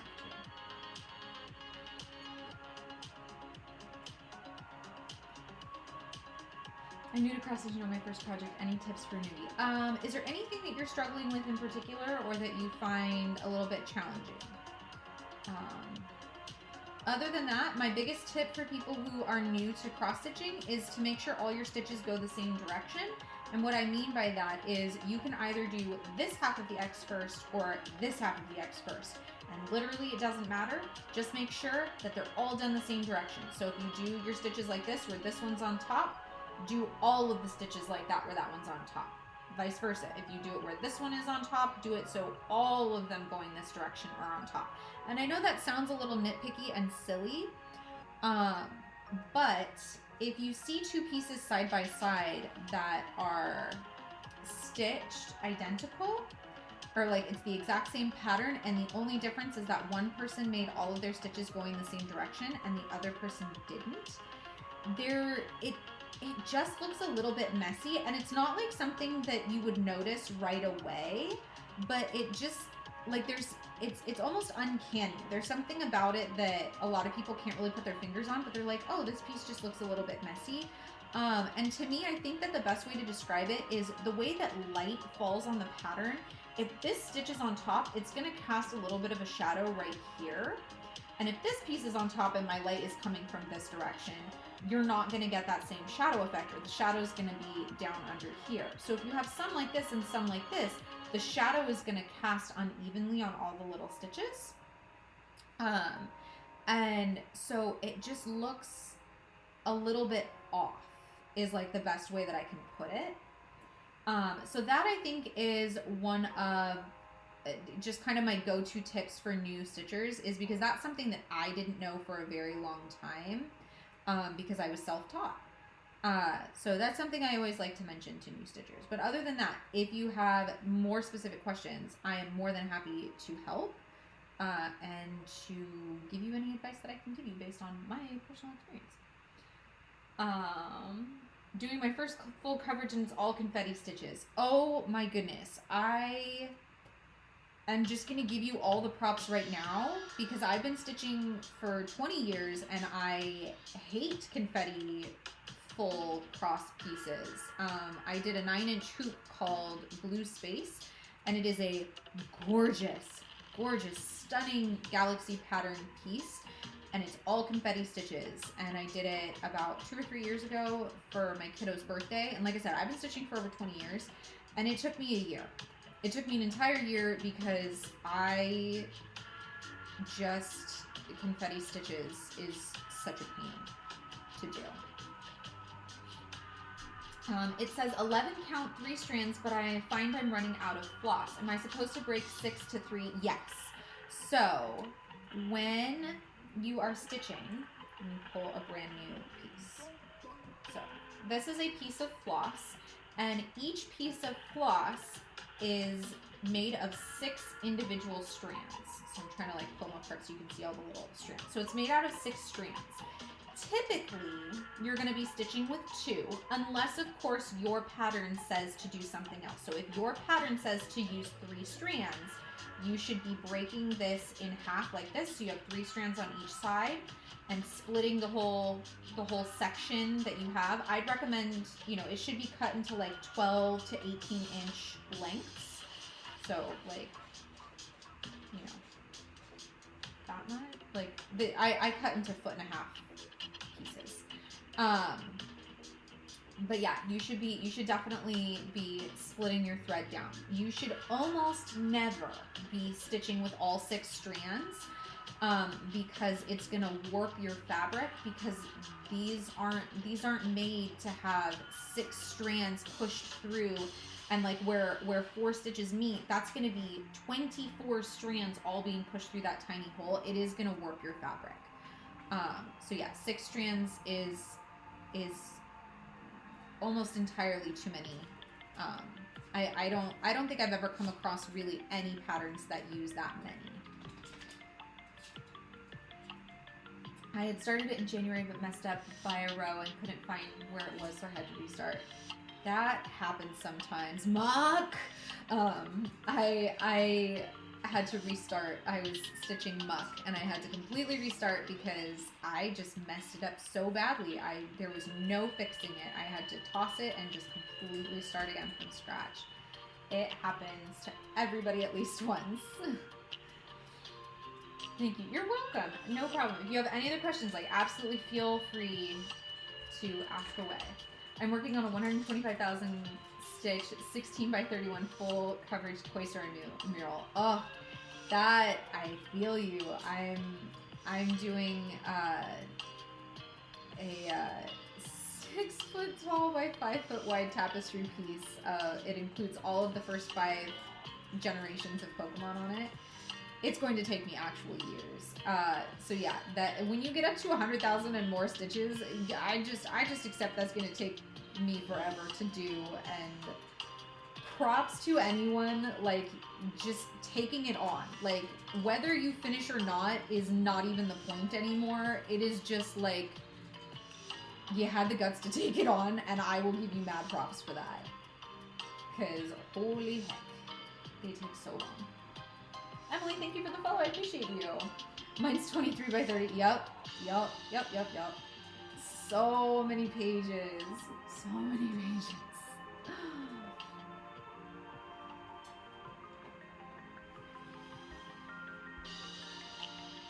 Oh, what is confetti stitches? So confetti stitches, so imagine you have a whole handful of confetti and it's all different colors, and you just kind of throw it on the ground and there's just confetti everywhere. That's what the pattern looks like.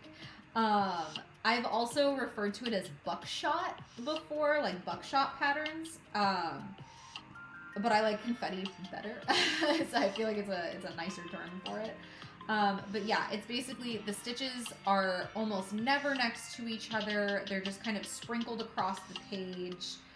And it's just very difficult. It's a lot of counting, which means the stitching goes really, really slow because you can't just go, oh, I'm just gonna stitch across until I run into this other stitch and then turn back around and I'm doing a big block of color. So it ends up taking a lot longer to do those types of patterns, and they're a little bit harder to keep track of as you're stitching them. But I will say they look amazing when they're done. They're a little bit like pointillism in painting, where you just have like lots of little dots of color and then it makes up a bigger picture when you step back and like things like that. But yeah, they can be done really, really well. I highly recommend look up the blue space pattern. It's a free cross stitch pattern. And just go on Pinterest and search like blue space cross stitch pattern free and it'll pop up. It is gorgeous, but holy frickin' heck, it is all confetti. It's all confetti.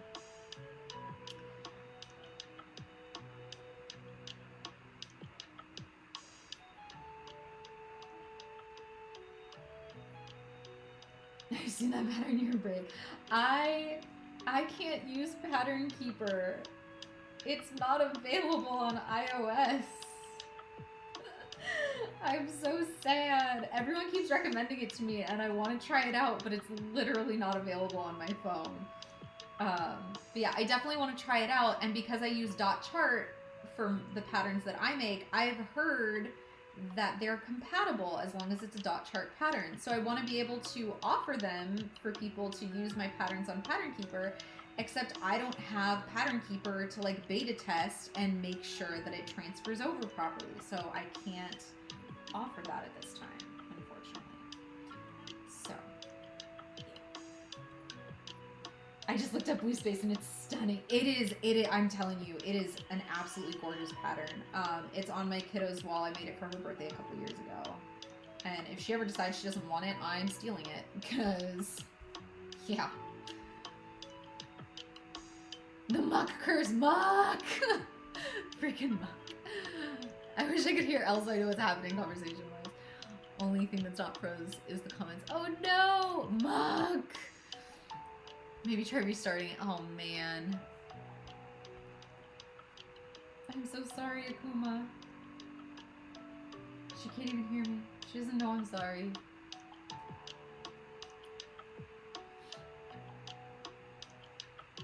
If you use black and white patterns, PDF Expert is good too. I might have to look into that. But yeah, for now I just use paper patterns and I highlight, and that's the way I've always done it, so I just keep on keeping on.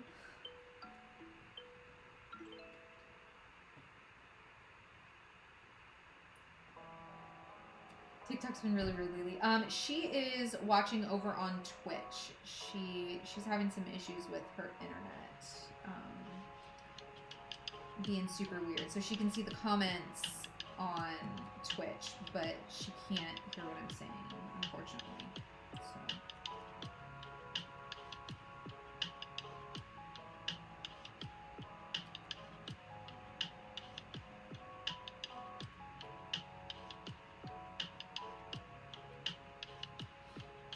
On my phone, when I comment, TikTok disappears my comment for no reason. Oh, that's so weird. Oh, it takes away my likes. Every once in a while it'll do that crap, and it is very, very frustrating. I'm like, what are you supposed to do about that? It just goes bye-bye.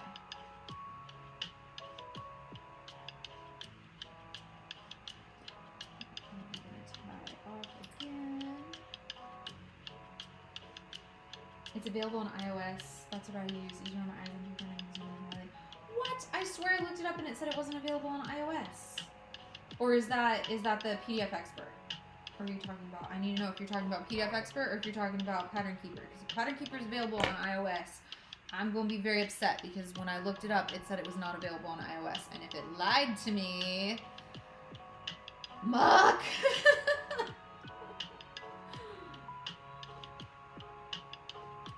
Because I definitely want to try it out.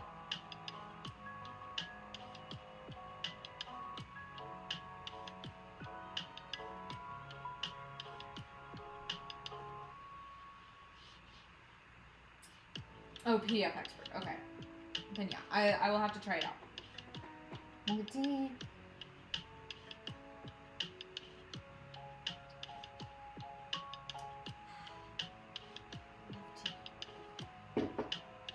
Tea is life.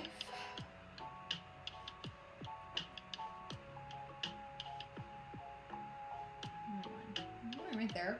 Is that it? Alright. This is far over. We can go for the next one. That's it.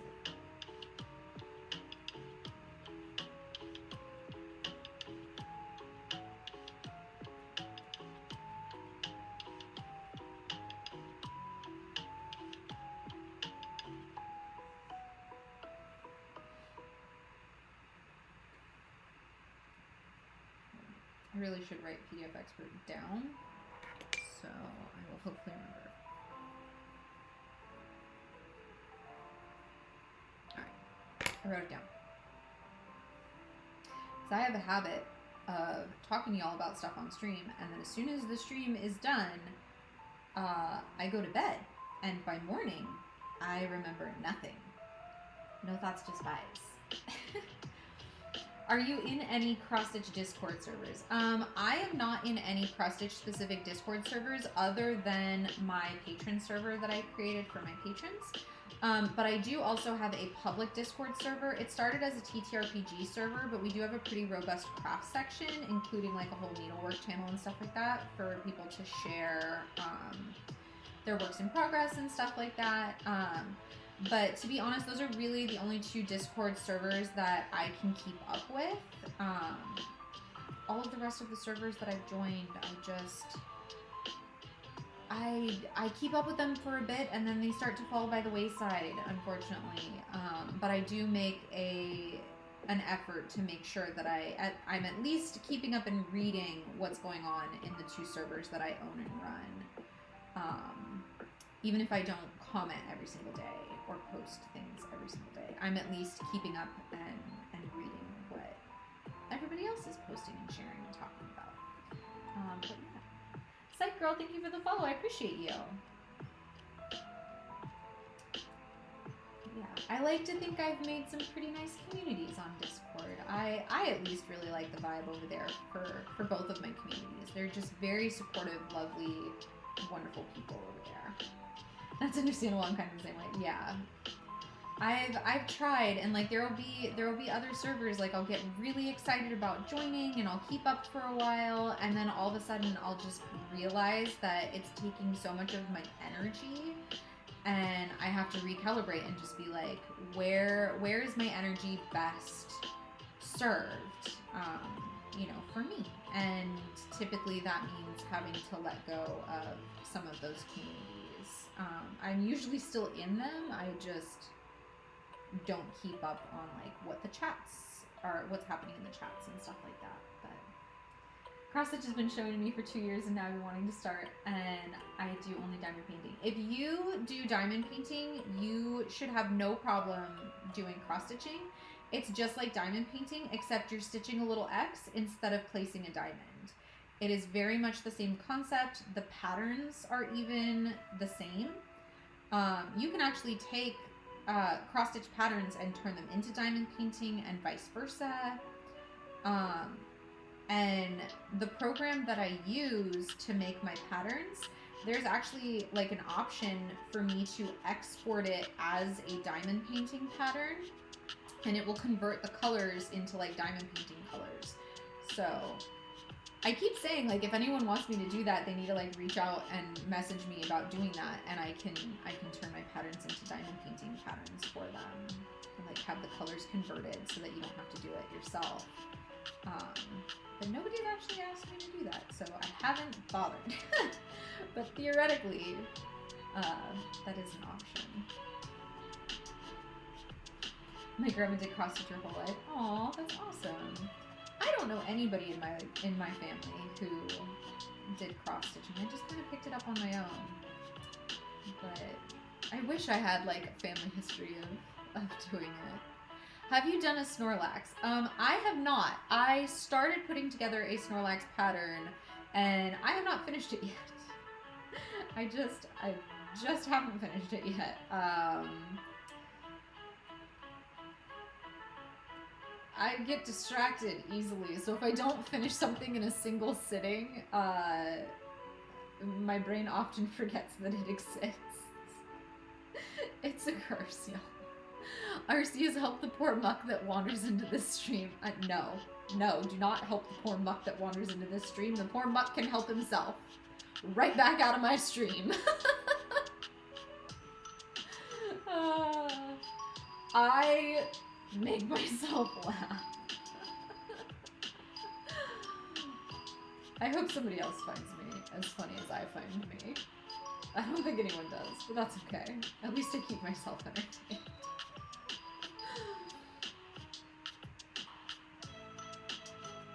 My grandma used to do cross stitch and then fell out of it. She gave me her entire collection. Aw, that's really sweet. My mother-in-law, when the first time we went up to go visit a month ago, because mind you, my partner and I have been together for 3.5 years now, and I only just met his family face to face 2 months ago because of COVID. We met the month before the COVID lockdowns first started, and we continued dating and seeing each other through all of that and everything. But we lived on the West Coast and his family lived on the East Coast, and so we weren't able to come back and visit. And then once the COVID restrictions lightened up and we felt comfortable coming back, I was in the middle of a messy child custody thing with my ex, and I wasn't allowed to take the kids out of the state until it was settled. And so we couldn't take them with us, and my ex couldn't watch them, so they couldn't stay on the West Coast while we went. And so after the custody stuff was finally finished in October of last year, we moved January 1st. So middle of October to January 1st, as soon as we knew that we had won the custody stuff and we were free to move, because he was arguing that he didn't want us to move. In 2.5 months, we found a place, packed up, and moved across the entire country. So I had actually never met my in-laws or my sister-in-laws or anything until 2 months ago. So this weekend going up to visit them, this was only the second time I've met them all in person. But yeah, the first time I went up there, I was working on Abra, and I brought Abra up and I was stitching Abra. And I remember her just sitting down next to me, and she was just like, oh, I used to cross stitch, but I can't do it anymore. My eyesight's too bad, but like, you're making me want to do it again. And I was just like, I'm sorry, I don't know what to say to that. Like, but yeah. Back in October, since then I've been addicted. Yes, this is such a good addiction to have. Oh my God, the stress. Yeah, it has been an absolutely wild year. Like, absolutely wild. And like, wild couple of years, but like, this past year was bonkers crazy. We literally spent 9 months in custody nonsense last year, before we finally got permission to move. And like I said, like we basically were just like, we're packing up and leaving. Like we told you we were gonna do it, and the court says we can do it, so peace out. Kindly. But yeah, we all of us, including the kids, really, really, really like it here. We really like being on the East Coast.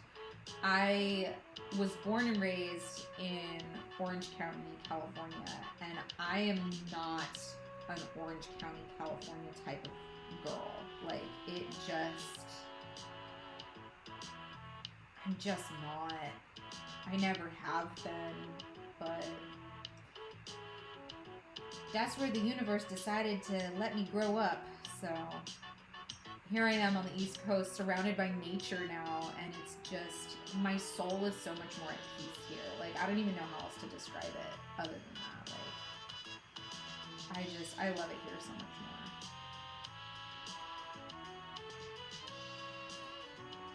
I've cross-stitched since high school, over 35 years. Nice. I think I started, my best guess for when I started, I was probably like 9, 10, 11, something like that. I can't have been more than 11 because I remember the house that I learned to cross-stitch at, because I remember sitting in that room and cross-stitching, and we moved when I was 11. So I cannot have been older than 11 when I learned, and I'm 33 now. So I have been cross-stitching for somewhere between 22 and 24 years. But that is the best I can narrow it down. But yeah, after the first cross stitch went terrible because I decided as a child that I knew what I was doing and I didn't need to follow directions. Once I finally figured out actually what to do and what I was doing, I've pretty much been hooked ever since. I started at 18, now almost 54, still love it. Oh, that's awesome. I don't think that I will be giving up this craft anytime soon. I think if my eyes get too bad that I can't do it anymore, I will probably go through a pretty deep depression, honestly. Because this has just been my go-to craft for so long now. Like, I do this while I'm watching TV. Like, it's what I do to keep my hands busy.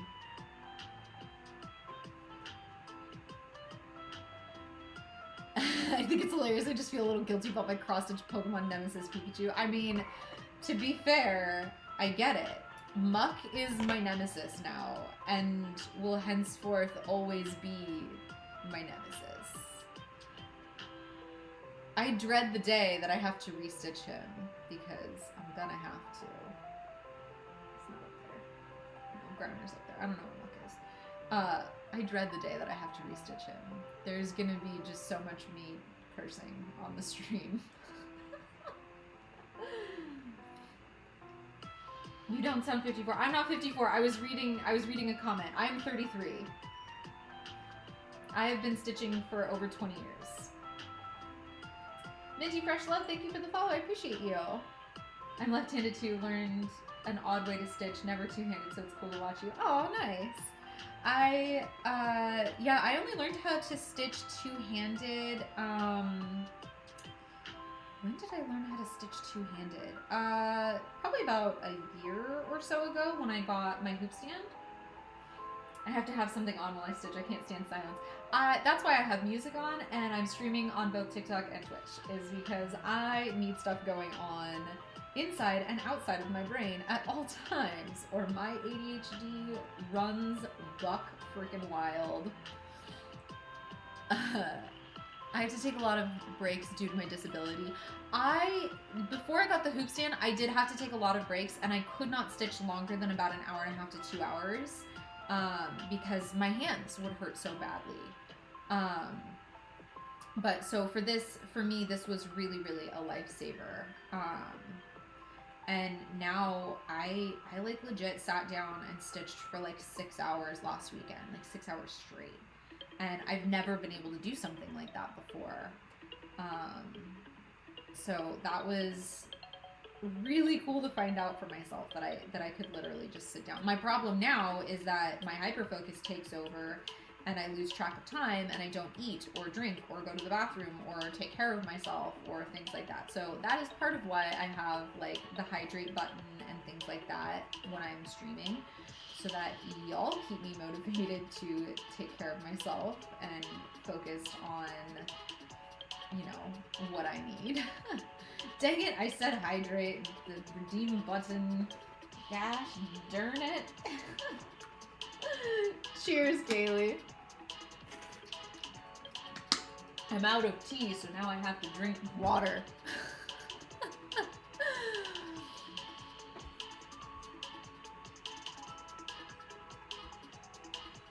I live on a farm. The closest bus stop is a quarter-mile away, and the closest free Wi spot is 15 to 20-minute drive away. Oh, man. When you do want to restitch Muck, do it on a live stream so we can make it more fun. Yes, I absolutely will do Muck on a live stream to make it more fun, because otherwise I will huck him out the window before I'm halfway done. Like, just on principle. I'm stitching alongside you. Very nice. What are you working on, Black Cat? I like cross-stitching when I watch TV or when I'm a passenger in a car. I feel like I've accomplished something instead of just scrolling on my phone. Yes! Same. I cannot just sit and watch TV. My partner really, really loves movies. And I want to watch movies with him, except I can't just sit and watch a movie and do nothing. So like if we go out to a movie theater, I will literally sit and eat popcorn the whole damn time to keep my hands busy. Not even because I'm hungry, just the hands need to be busy. Even if I don't want the popcorn. Actually, I always want the popcorn, let's be fair. Movie theater popcorn, the best. I said the magic word. I always say the magic word. I love my boyfriend. I love my boyfriend too. He's amazing and wonderful.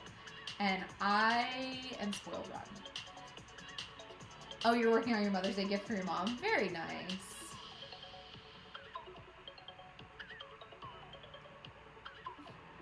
What are you making? I am working on an Espeon. So is the little psychic evolution Pokemon. Lab, thank you for the follow. I appreciate you. I have not done that, or I've done that before. I was up till 2 a.m. stitching. Thank you, ADHD meds. Yeah, for real. I am working to find a psychiatrist or a psychologist so that I can try to be medicated, because I've never been medicated for my ADHD. It just runs rampant. And I am hoping that I can possibly find a solution so that I can, like, direct my focus a little bit better, because that's my problem, is I cannot always direct where my focus is aimed. And so my focus will just aim at, you know, whatever brings the dopamine, which is not always super helpful. Because if the dopamine is brought by just standing at the window and watching the birds fly around the backyard for 4 hours, that's what's gonna happen. That's all I'm gonna do. I'm just a glorified cat, y'all. Deanna Joy, thank you for the follow. I appreciate you.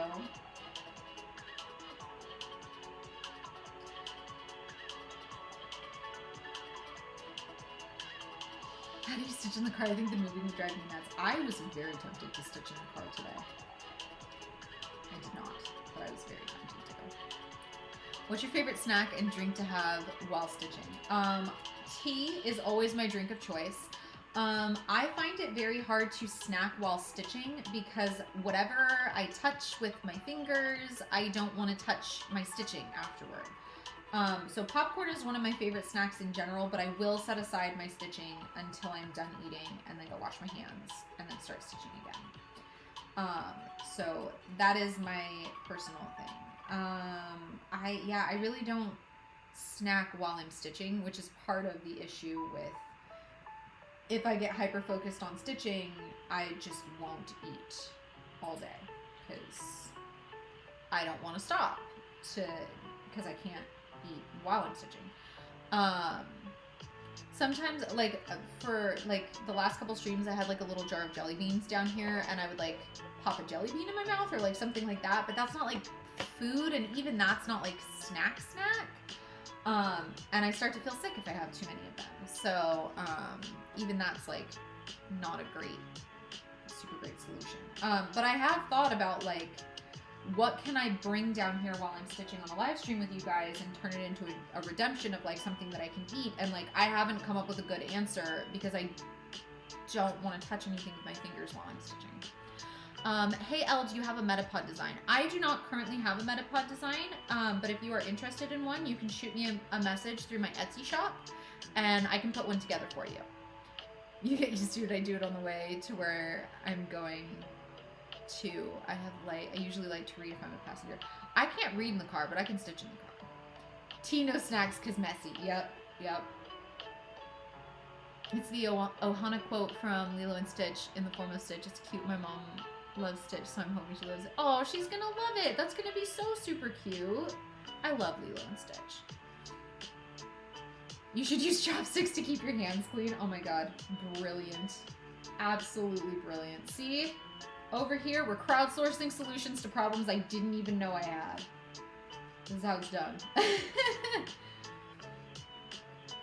What would I eat with the chopsticks? See, that's the problem, is I still don't know what I eat.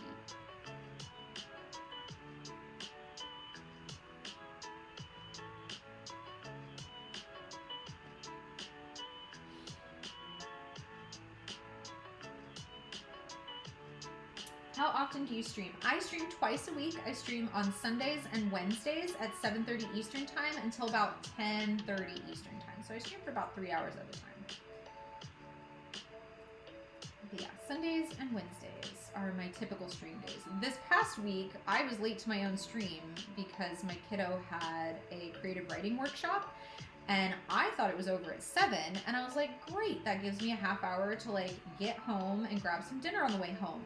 Nope, it did not end until 7:30, and we didn't get home until 8:30, and my stream was supposed to start at 7:30, so that was a mess. So I ended up streaming on Thursday instead. But I typically stream on Wednesdays. I was just a mess this week. It was a whole thing. Oh no, it happens. Originally my partner was gonna take her to the creative writing workshop, and then this past week, the plumber came to our house 4 out of 5 days, and the HVAC guy was here twice.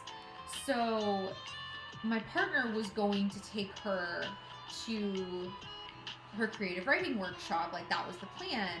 And then we found out that the HVAC guy was coming at the time that she was supposed to be at her creative writing workshop. And I was like, well, I cannot stay here and deal with the HVAC guy. Like, I have no idea what he needs. Like, if he tries to convey information to me, I am not going to be able to tell you whatever important information he gives me. Like, I'm not even going to know what he's talking about. So I ended up taking her. So that it just, my whole life was appended. That particular day was just the universe just absolutely laughing in my face, because I woke up like being prepared for what was going to happen that day, and nothing that I had prepared for happened the way it was supposed to. So it was just one of those days, and that happens. We all have them. For me, it was Wednesday. Today went much closer to plan. Today, I was on time, even though my computer didn't want to turn on. It decided to throw a temper tantrum 2 minutes before I was supposed to be on, but whatever, we're here, we got it done, it's all good. How do I get more Pokeballs? You have to buy them. So the more you chat in the chat room, the more virtual Poké Dollars you will get, and then you'll be able to purchase Pokeballs to throw at Pokemon. Yeah, the longer you watch and the more you chat, the more money you'll get.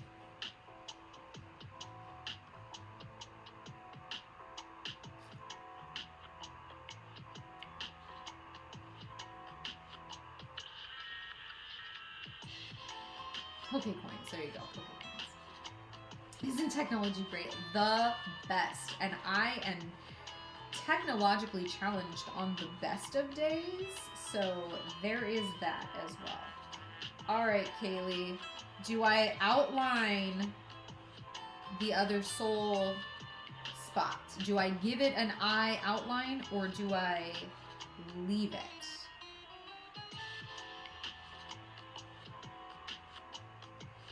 What do we say? Do we save the soul for last? Only the outline. Only the outline and save the soul for last. Okay, if we're gonna do that, then I need to pull whatever eye colors are used out of the voting pool. Because there's a couple colors that you used in the apples. We'll end with the soul. Kaley's favorite way that I do it is when I give it no soul until the end, because otherwise it judges us. Umbreon was so judgy.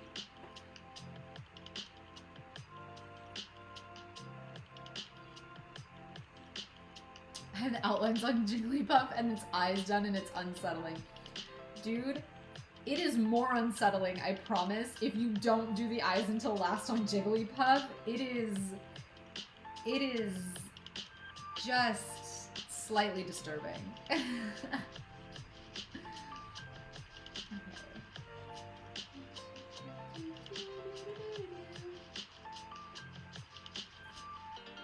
we go.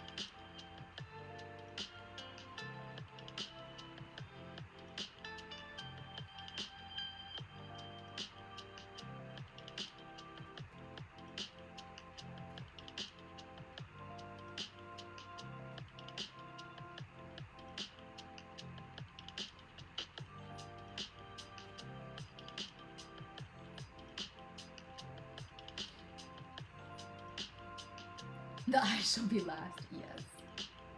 The eyes shall be last. Add the soul so they stop judging you, but add the soul last so they don't judge you along the way. I didn't get a notification that you're live today. I'm sad. Oh my gosh, I'm so sorry, Alaska. Are you trying to make all the Pokemon? My goal is to stitch all of the original 150 Pokemon, plus a few extra ones. So the Evolutions are one of the extra ones that I do have on my list, because you can't just do Eevee and the original Evolutions, you gotta do them all. But I do not have a goal to stitch all of them. Really the goal is the first 150. But yeah.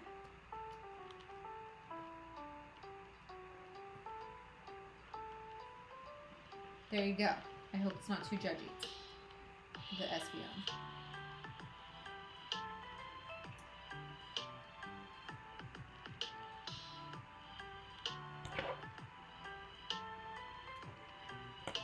I'm gonna lurk for a couple minutes because I need to stop cross stitching to eat. Apparently that's a thing I need to do. Hey, take care of yourself. Eat some food. I'm not a good example of that, but I did eat some dinner before I came live, so I did do that at least today. I don't always, but today I did. All right, so that is it for the black. I'm gonna pull up the poll in just a minute for you guys to vote on the next color for me to stitch. I'm gonna treat this bobbin like a floss drop.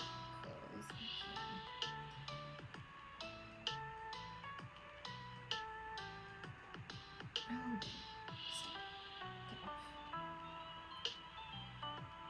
Musical Lee, thank you for the follow. I appreciate you.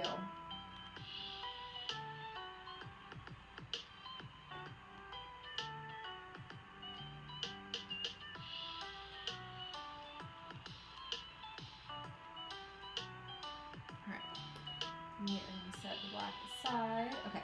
Let me pull out whatever colors are needed for the eyeballs so that we won't accidentally grab those. We'll save those for last to add in the soul. Okay. And we always end with white. Perfect. Okay. So you guys are going to have, if you're on TikTok, you have all of these colors to vote on in the poll for which color I'm going to stitch next. So let me open the poll up real quick. And we're going to number it from front to back. 1, 2, 3, 4, 5, 6, 7, 8, and 9. So give me just a second to add the numbers into the poll.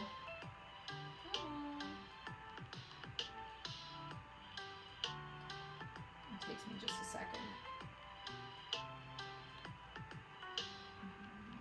5,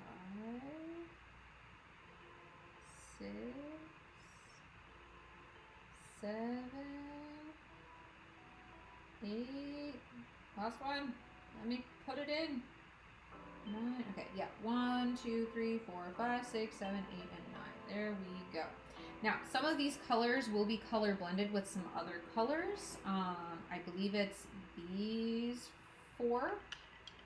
So these 4 are going to get mixed with other colors, but all the rest of them are just straight on their own. So we've got sort of a raspberry color, I don't know, sort of a reddy raspberry, a darker blue, a bright blue, some, I don't know how to describe these. Grape? I'm going to call it grape. I don't know, lighter purple, paler purple, really pale pink? I don't know. I'm making shit up. It's fine, guys. Don't worry about me. I'm fine. I have the colors for them, but they'll have to wait. That's okay. I feel like if I don't do the eyes last, that curses the piece and I make mistakes and mess it up. I mean, hey, that happens. What about granola bars? I don't like granola bars very much. Hello, Milksop Boy. How you doing? Espeon, now, how did Umbreon turn out? Umbreon turned out great. He's sitting in one of the file folders waiting for somebody to redeem me finishing him up. But yeah, I'm not going to tell you which file folder he's in. Y'all have to guess. Figure it out. Actually, I probably have told you before. All of the evolutions go in the same size hoop except for Glaceon. Glaceon's like, I want to be special and have a bigger hoop, guys. And I'm like, okay, chill. You don't have to be that extra. But apparently it does. But yeah. So if you are over on TikTok, you just click the little poll button down below and you can vote on which color I'll be stitching next. 1, 2, 3, 4, 5, 6, 7, 8, or 9. And the poll's going to close in just a minute. And then we'll keep stitching. But yeah, we're working on Espeon tonight. Yeah. I need snacks. And while we wait for the poll to close, I'm going to show you guys again the little bookmark that I just finished up today. And I'm super excited how it turned out. And I got to test the new, like, how to back it process. And, like, yeah. So I'm really happy with how it turned out. It was much better than the, like, beta test that I did a couple days ago.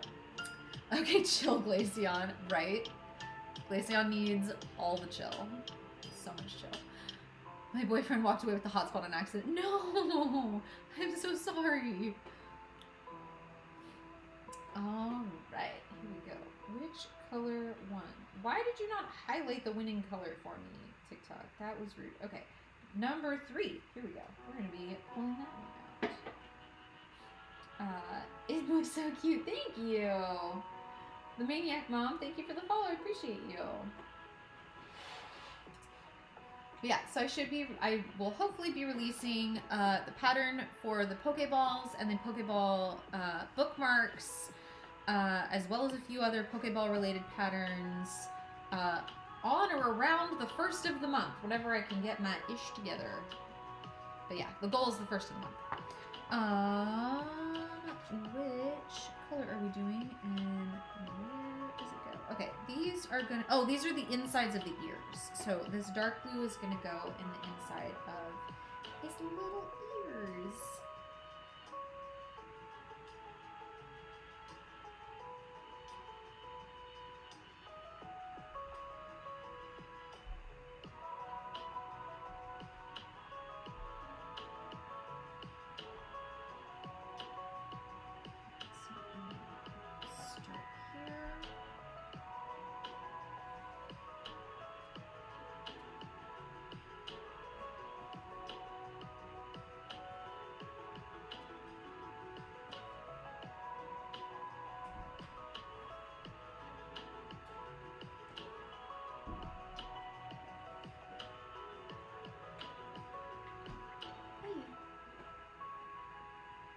Are you heading up to bed? Yeah. Okay. Yeah, the babies are curled up in the bed. Clover's in the blanket. She's in the blanket. Her little one. Oh, she might not be down here then. It might just be him. Okay.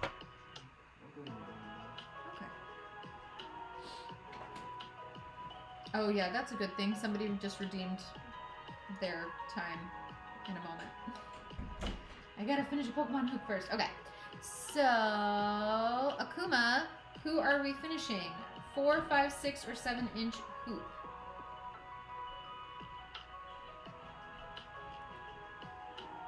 hanging with family, but you thought you'd say hi and see how it's going. It's going good. Thank you for stopping by.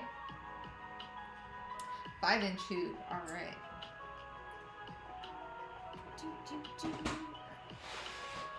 Vanished. Okay. 5-inch hoop.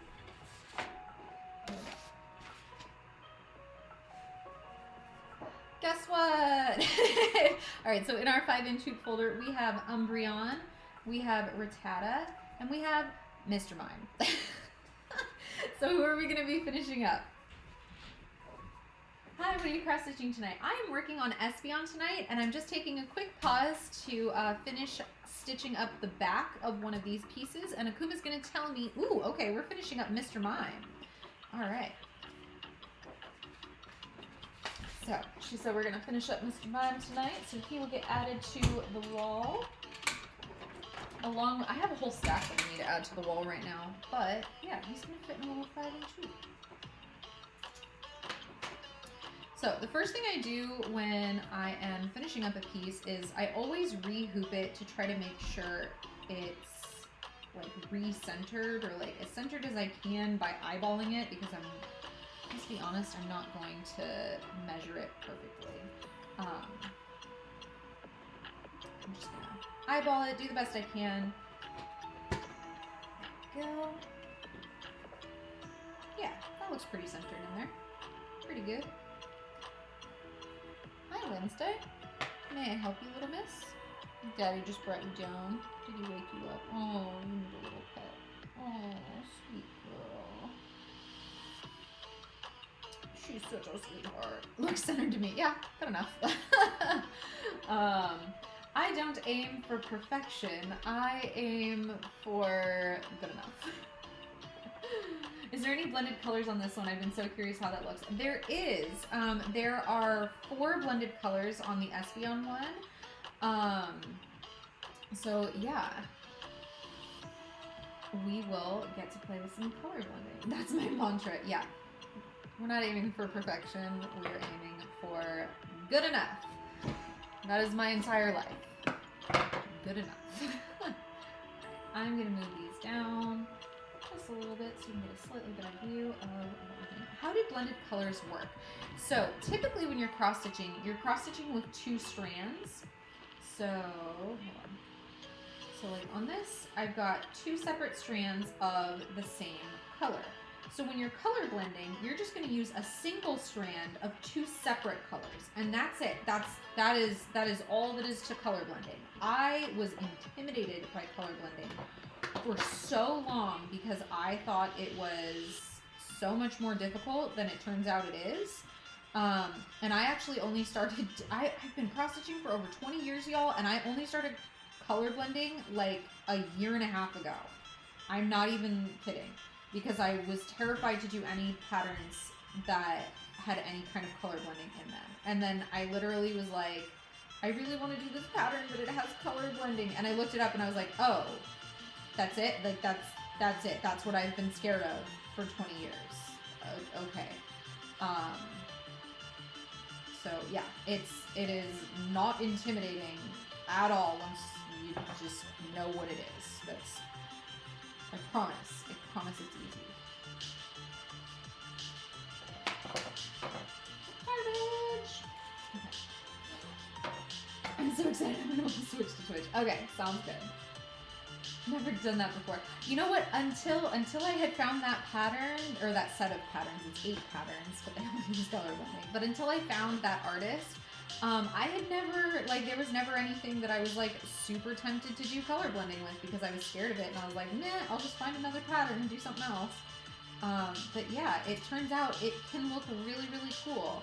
I use it in my patterns, because DMC only has so many colors to choose from, and I aim to make my patterns as close in color as possible, like as true to color as possible to the original sprites.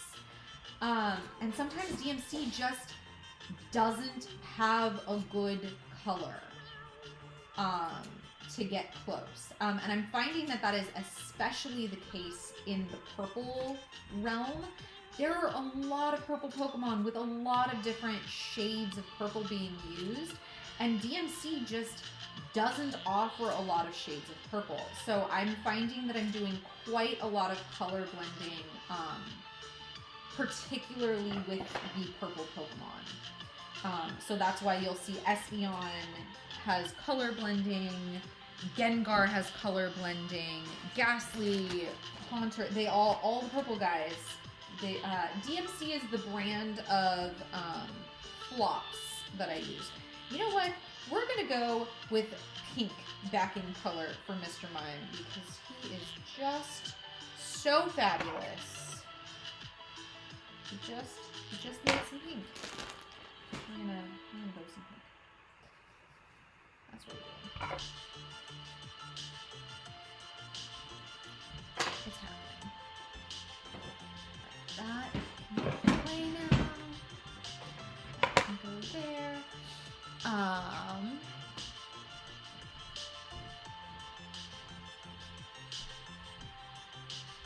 Mr. Mime is so creepy. He always creeps me out. You know what? Mr. Mime low-key creeps me out too. I don't like clowns in general, and he just has a very big clown vibe. Like, I really don't like clowns, y'all. But he's very clown vibes to me.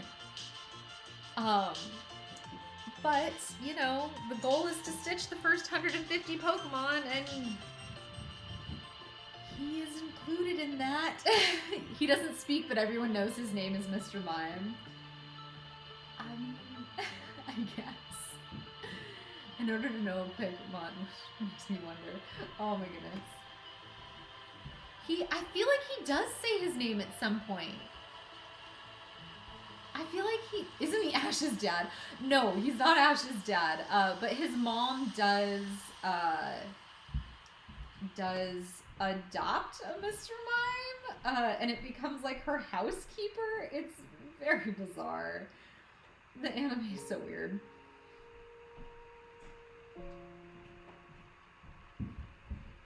Hi, Maddie. Welcome over to the Twitch side of things. Welcome to the rest of the chaos. Alright, I will get around to the other redemptions once I'm done with this one. I do have to focus and do one at a time, or else I lose track of what I'm doing. He does say his name. Okay, Clax Mama says he does say his name at some point. So I thought I remembered him saying his name as well, and him having like a really weird voice. But yeah, I thought I remembered him saying his name. So yeah. I have somebody else confirming that they remember him saying his name at some point. Just because I took a drink of water. Dang it. The hydrate brats, I swear. They're making me drink water. They only say their show in the name, not the game. Yeah, that sounds right. DMC is a floss type, but there's also Anchor as well. Yeah, DMC is the brand of floss that I use. There's Anchor, there's Loops and Threads, there's definitely some more minor ones. There's also a lot of small businesses that will dye their own floss and stuff like that. I use DMC, and I recommend DMC on all of my patterns just because that's what I'm familiar with. But you can convert from DMC to Anchor. They have like conversion charts if you use a different brand. Really, sir? You're gonna start yodeling? You're gonna get a treat in like 5 minutes. You just have to chill and let me finish this. Sir.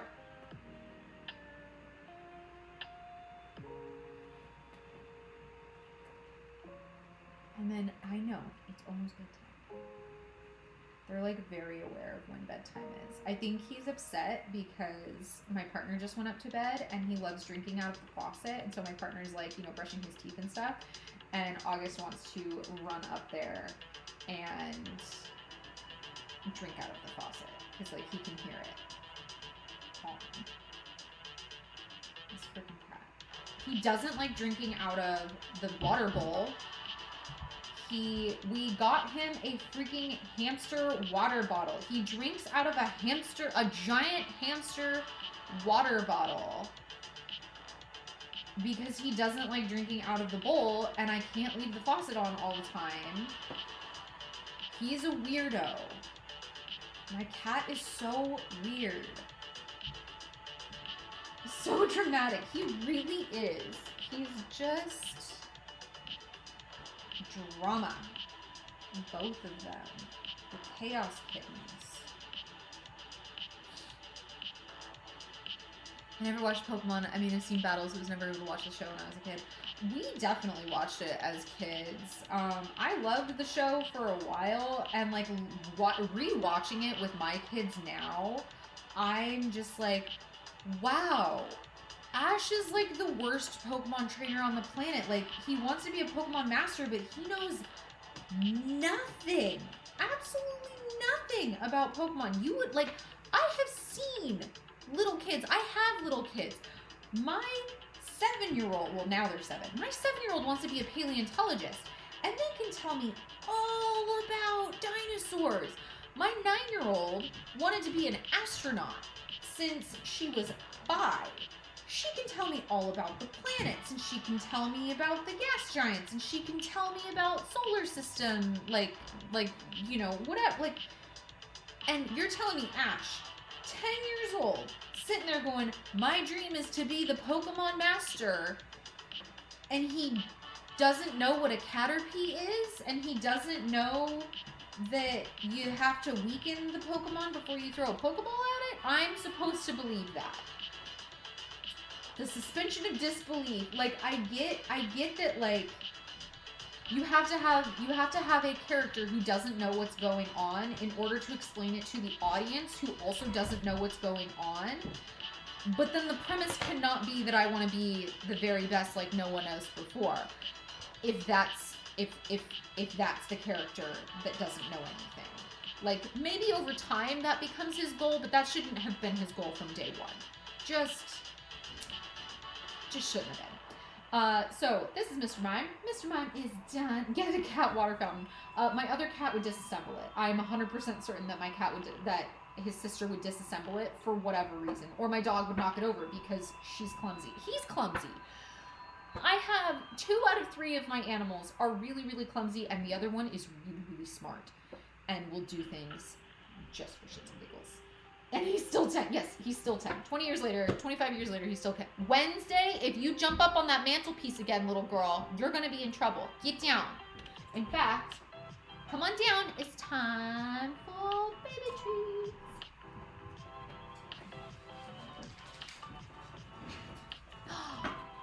Who gets treats? Oh, there's an August. Hello, drama queen. Okay. 1 for Clover. She always gets to go first because she's our old lady. Old ladies first. It's not babies first in this household. It's little old grumpy ladies first. August, your treats are over here, sir. 1 for Wednesday, my troublemaker. Oh, you dropped it. And 1 for my gentleman, who's just all drama tonight. You know you're sitting on my lap desk, right? Like, what am I going to do with you, sir? Hello. You don't want me to pet you? You just wanted treats? That's all you want from me? Rude. Just rude. Alright.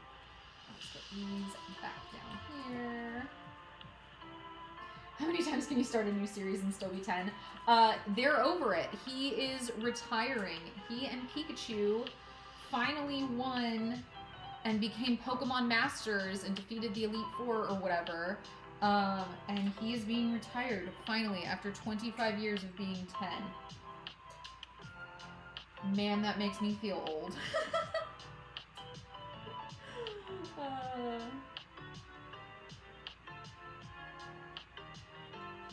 Fluffy baby. That is my fluffy baby. Only treats. Only treats. Bedtime for Little Fish? Yes, Little Fish does go to bed earlier than I do, mainly because of the ADHD. I cannot go to bed. I cannot go to bed as early as he does. My brain won't let me. It won't shut off. And he also has to get up a lot earlier than I do.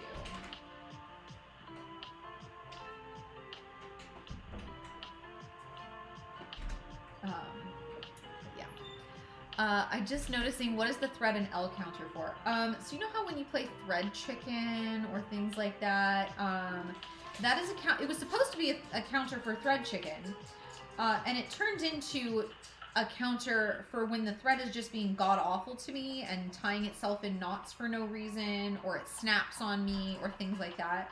So occasionally my thread will choose violence, and I have to go head-to-head with it, and that is what that counter is for. So currently the thread is winning 3-2. But it's just going to be an ongoing counter. It hasn't reset. I don't know if it's ever going to reset. But so far the thread is being nice to me tonight. Let's hope that that continues. But yeah. There's rumors they will carry it on with his kids. Oh god, he's 10. Don't give him children. He's been 10 for decades. Nobody needs those genes to be carried over. Start a new story, give us new characters. It's time. They're still doing Master League on Netflix and Pokemon TV. Oh, okay. Are you gonna have kids at 10? My sewing machine thread was choosing violence. Dude, yeah, sometimes the thread or the sewing machine just chooses violence. He just wants to be the center of attention. August always wants to be the center of attention. Always, always, always. And Wednesday is usually happy to let him do that. She will give him terrible ideas and then sit back and watch as he carries them out and gets in trouble, and she gets to just sit and watch. Because she is smarter than him. And that is just a fact. Oh wow, there's more of that color on the other ear that I just like completely overlooked because my eyesight is that bad. Sir! Why are we screaming? August. Sorry, I have to highlight because I realized I hadn't highlighted yet. And this is my fatal flaw, is always forgetting to highlight and then being so confused as to why my pattern doesn't match what I stitched. Yes, I heard you. What would you like me to do about it, August?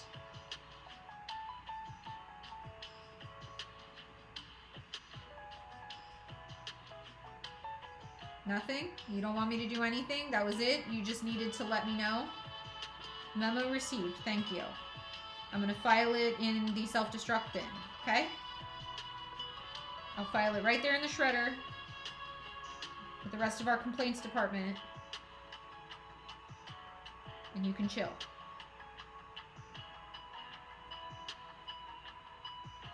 Would you like to come over here and get some scritches? Would that make you feel better? No? Do you have a spring toy? Can you get a springy toy? Oh my gosh. There's so much black that we stitched. And I'm having to highlight it all. And it was more than I anticipated. This is a game shop. I'm almost done. I'm finishing up the tail. Let's do it. Can we be done with the highlighting now? Oh my god. One more bit. Okay, there we go. Much better. Okay. He's being so dramatic tonight. He really is. Okay, Jade, I need to redeem your cheers. Cheers to you. As I attack myself in the face. There's the lid. And we are switching. Ah! Got trapped on my hair. Switching glasses back. I only have 2 pairs of glasses right now. My 3rd pair is upstairs somewhere. I need to get some new ones. My thread ain't being too nice. It keeps nodding. I'm so sorry.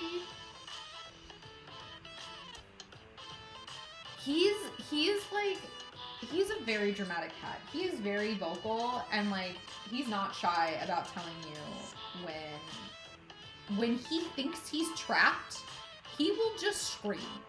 He's just like, help, I'm trapped. He literally was trapped, put that in air quotes, in a bathroom this morning. The door was wide open.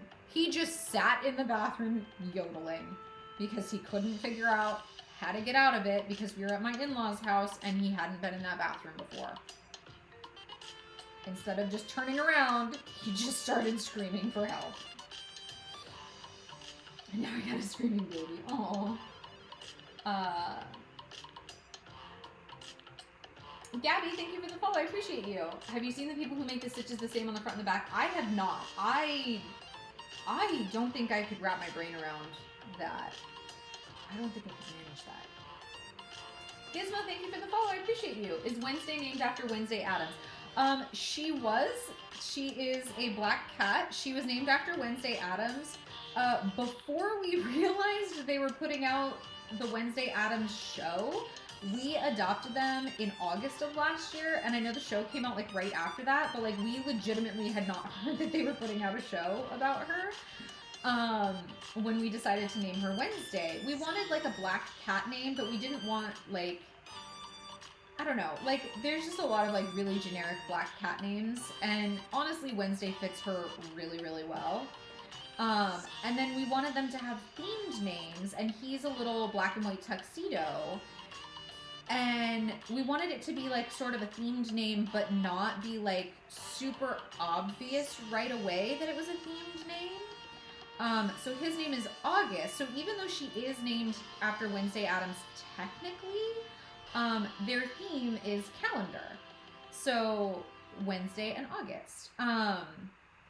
And so we had joked, we're like, well, what are we going to do if we get any more cats? We already have a day of the week and a month. And I said, oh, well, that's easy. Another cat would be a season or a holiday. So, you know, we could have summer and Valentine or something like that for like other cats.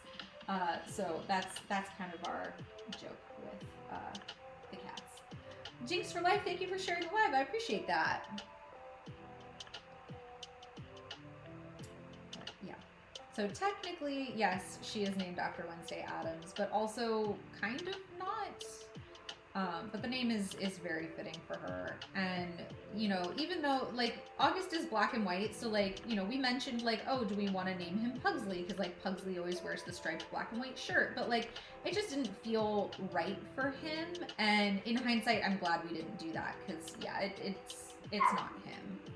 August is a really good name for him. He gets to wear his little bow tie. Oh, yeah? He just, like, walked over and chirped at me. Winning thread chicken. Yay! If I get a black cat, I want to name it Gigi from Kiki's Delivery Service. Aww, that's so cute. I like it. If I get a black cat, I want to name him Bat, so I could put wings on him and say, watch out for Bat. He's the Bat Cat. I like it.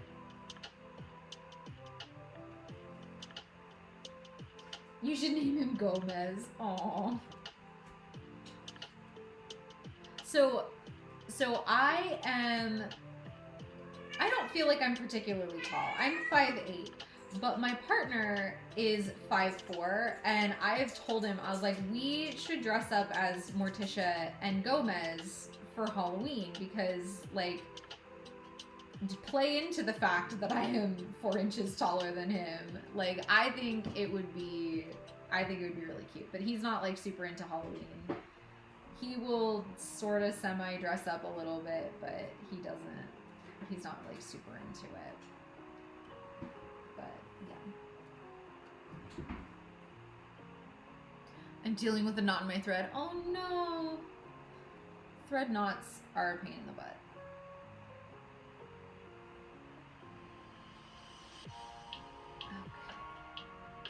Excuse me, the two of you. Oh my goodness, they're up on the mantle. Hey. Don't make me squirt it. Just, sir, get down. August. He forgot that I'm aiming a squirt bottle at him. This is... My cat has the memory of a goldfish. Down.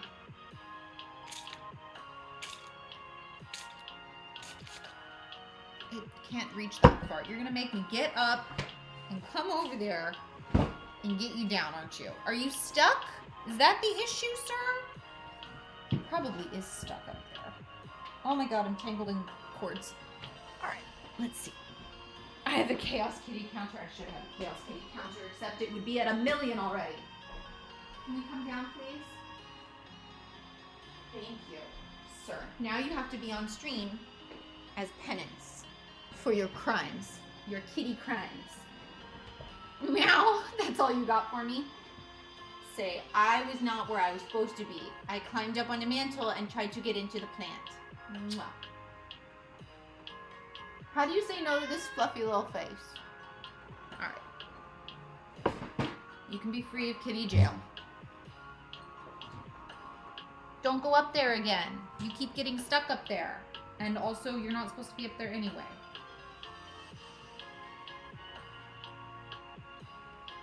Kitty crimes.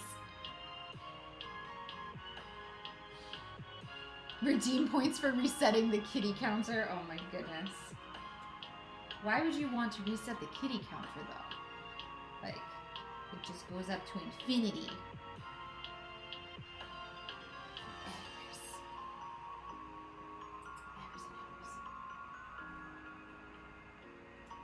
For once my thread worked with me and I got all my orders finished for the night. Very nice. But mama, I'm adorable. More like, but mama. He literally just crashed. For no reason. He didn't even crash into anything. He just crashed. This cat. I swear. He is adorable. I couldn't see his face. I was showing him over on the TikTok camera. Unfortunately, because of the way I have to angle this camera, I can't really show him off on that one. He would not have tolerated me putting him in a position to be shown off on that camera. He would have been very angry. What are you doing? Sir! What did you put? Oh, no, you can't have that. I'm not letting you have that. I'm leaving that trapped under there. If you can get it out, you can have it, but I'm not assisting the kitty crimes. I need a kitten crimes division officer here, please.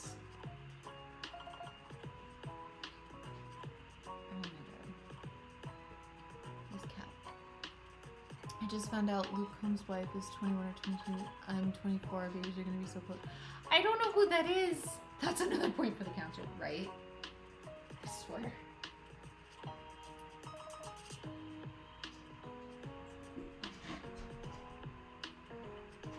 I'm like so celebrity. Like I don't know who celebrities and things are. I'm so out of the loop, unfortunately.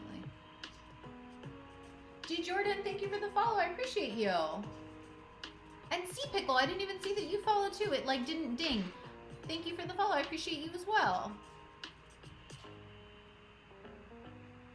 Oh my goodness. You're getting into everything.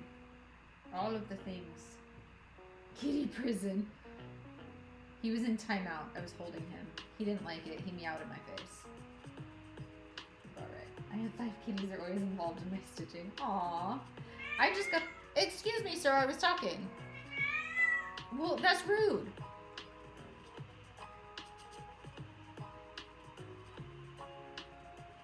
I just have the 2. They're about 9 months old now, I think.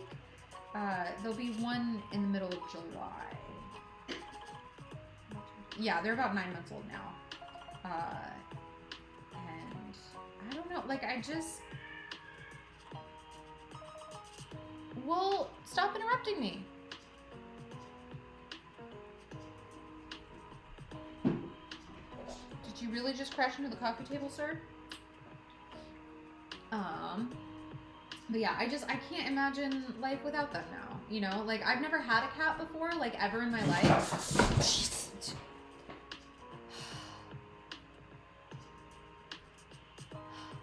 It's okay. I'm just crashing into stuff. This is what they do. Oh my god, I'm dying. You should make a kitty jail emoji. Oh my gosh. I have no skills with making emojis. You'd think I'd be able to do it, but I can't. Zoomies? Yes. Usually,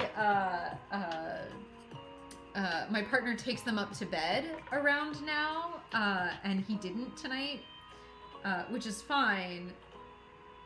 But yeah, they do tend to get the zoomies at some point. pronounced my name right. Aw, I'm glad I got it right. It's Jaded from TikTok. Oh, hello. Giordan, do you happen to be the same Giordan that's my patron? Because I have a Giordan who's my patron it's spelled with a G also. He's having a crisis tonight. He might be having a crisis. Also, Wednesday has now gotten into the Zoomies. So the two of them together are the Chaos Twins. Yes. That's a needy baby. Dude, always. That's the thing. He's screaming, but he's screaming at her because he wants her to come play with him. And Wednesday is like, dude, it's sleepy times. It's like 10:30. Yes, that's me. Oh, hello. Thank you for being my patron. You're amazing and wonderful. And thank you. Hey, come here, you. Can I have a kiss? Have a snuggle, August? Come here. Come here. I want to snuggle. Your pupils are so big, he's going to attack me. Come here. Boop. I booped your nose. That's as close as you're going to want to get tonight, isn't it? Wednesday, can I have snuggles?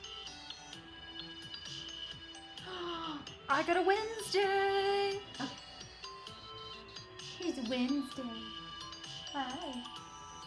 He's like, no, I don't want to be in your arms. I'm just gonna. Oh, okay. I get a cat butt. Cool. She's gone. That's all I get. I ran out of water. Gotta go get some more. I'm about to step off, so I still have a lot of water. You guys didn't try and drown me tonight. I think probably because Tink's not here. She is like the instigator of all of that usually. The worst zoomies is the after poop zoomies. My mom 100% made up the spelling. That's okay. I mean, I like it. To me, it looks like Giordan. Like it looks like it should be like a European spelling of it, but like, you know. Cheers, Maddie. He wants a sister. He does. He absolutely will go and scream at her until she goes and plays with him. And now she's just like wandering around. She's not even like playing with him, but she's wandering around and not sleeping, so he's not screaming anymore at least. But yeah. Psychic Evie. Yes, this is Espeon. That's who we're working on. I know I've commented a lot, but your lives are so fun. That's okay. I like when people comment. It gives me somebody to talk to rather than just like talking to myself all night. So like I'm cool with it. It's good. It is 10:25, so I am going to be wrapping up the stream because I do have to teach tiny humans in the morning. So with that said, I want to start by saying thank you so much to all of my wonderful patrons. You guys are amazing, and I just want to thank you guys so much for allowing me to continue doing what I do. You guys are the ones who make it possible for me to continue making the patterns and coming and doing these lives with you guys and stuff like that while still being able to at least help support my family. So I just want to say thank you guys for that. So special shout out, thank you to my patrons, Natalie, Michaela, Sarah, Allyson, Melanie, Giordan, Kaley, Alexandra, Chelsea, Shirley, Lynn, Amber, Lisa, and Demented Lemming, aka Avril. So thank you guys all so very much.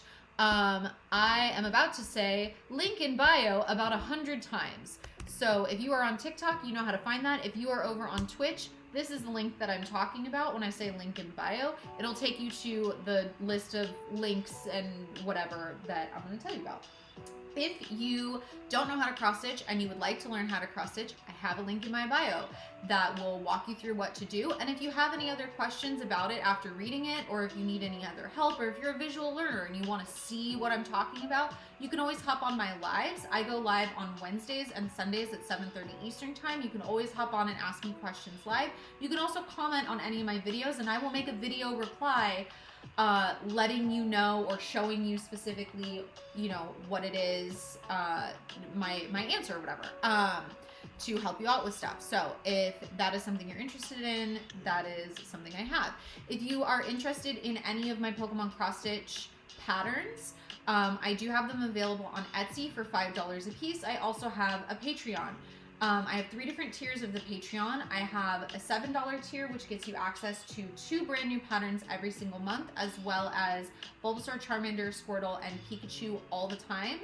I have a $12 tier that gets you access to all of my Pokemon patterns. Right now I have 44 different Pokemon in there. And I add at least 4 every single month. This month I added 8. Kind of went a little overboard. Next month I'm also going to be adding the Pokeball bookmarks and some other Pokeball patterns on there as well. So if you are interested in that, these will be entering the library next month is the goal. I also have a $50 a month tier if you would like a kit sent to your house every single month with everything you need to make your own Pokemon.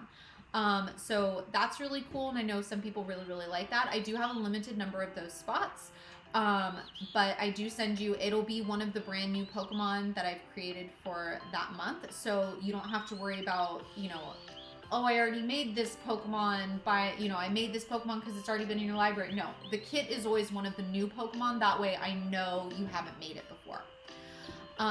If you would like to connect outside of TikTok, Twitch, these live streams, I do have a public Discord server that was created as a TTRPG server specifically for like D&D.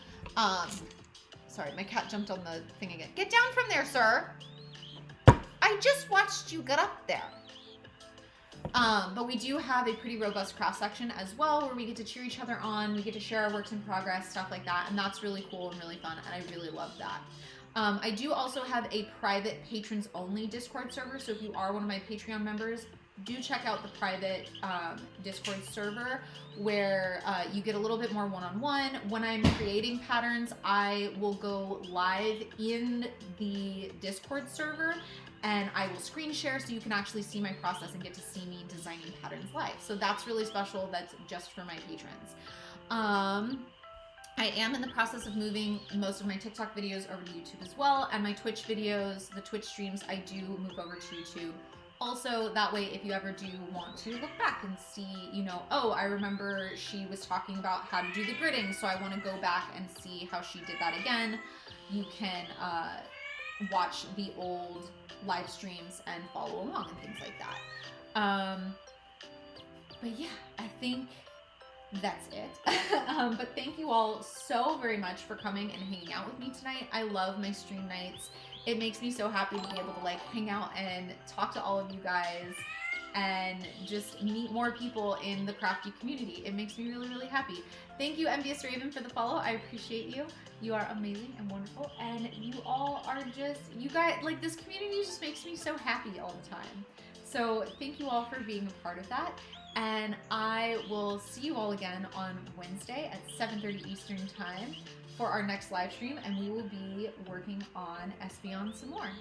So thank you all, and have a great evening.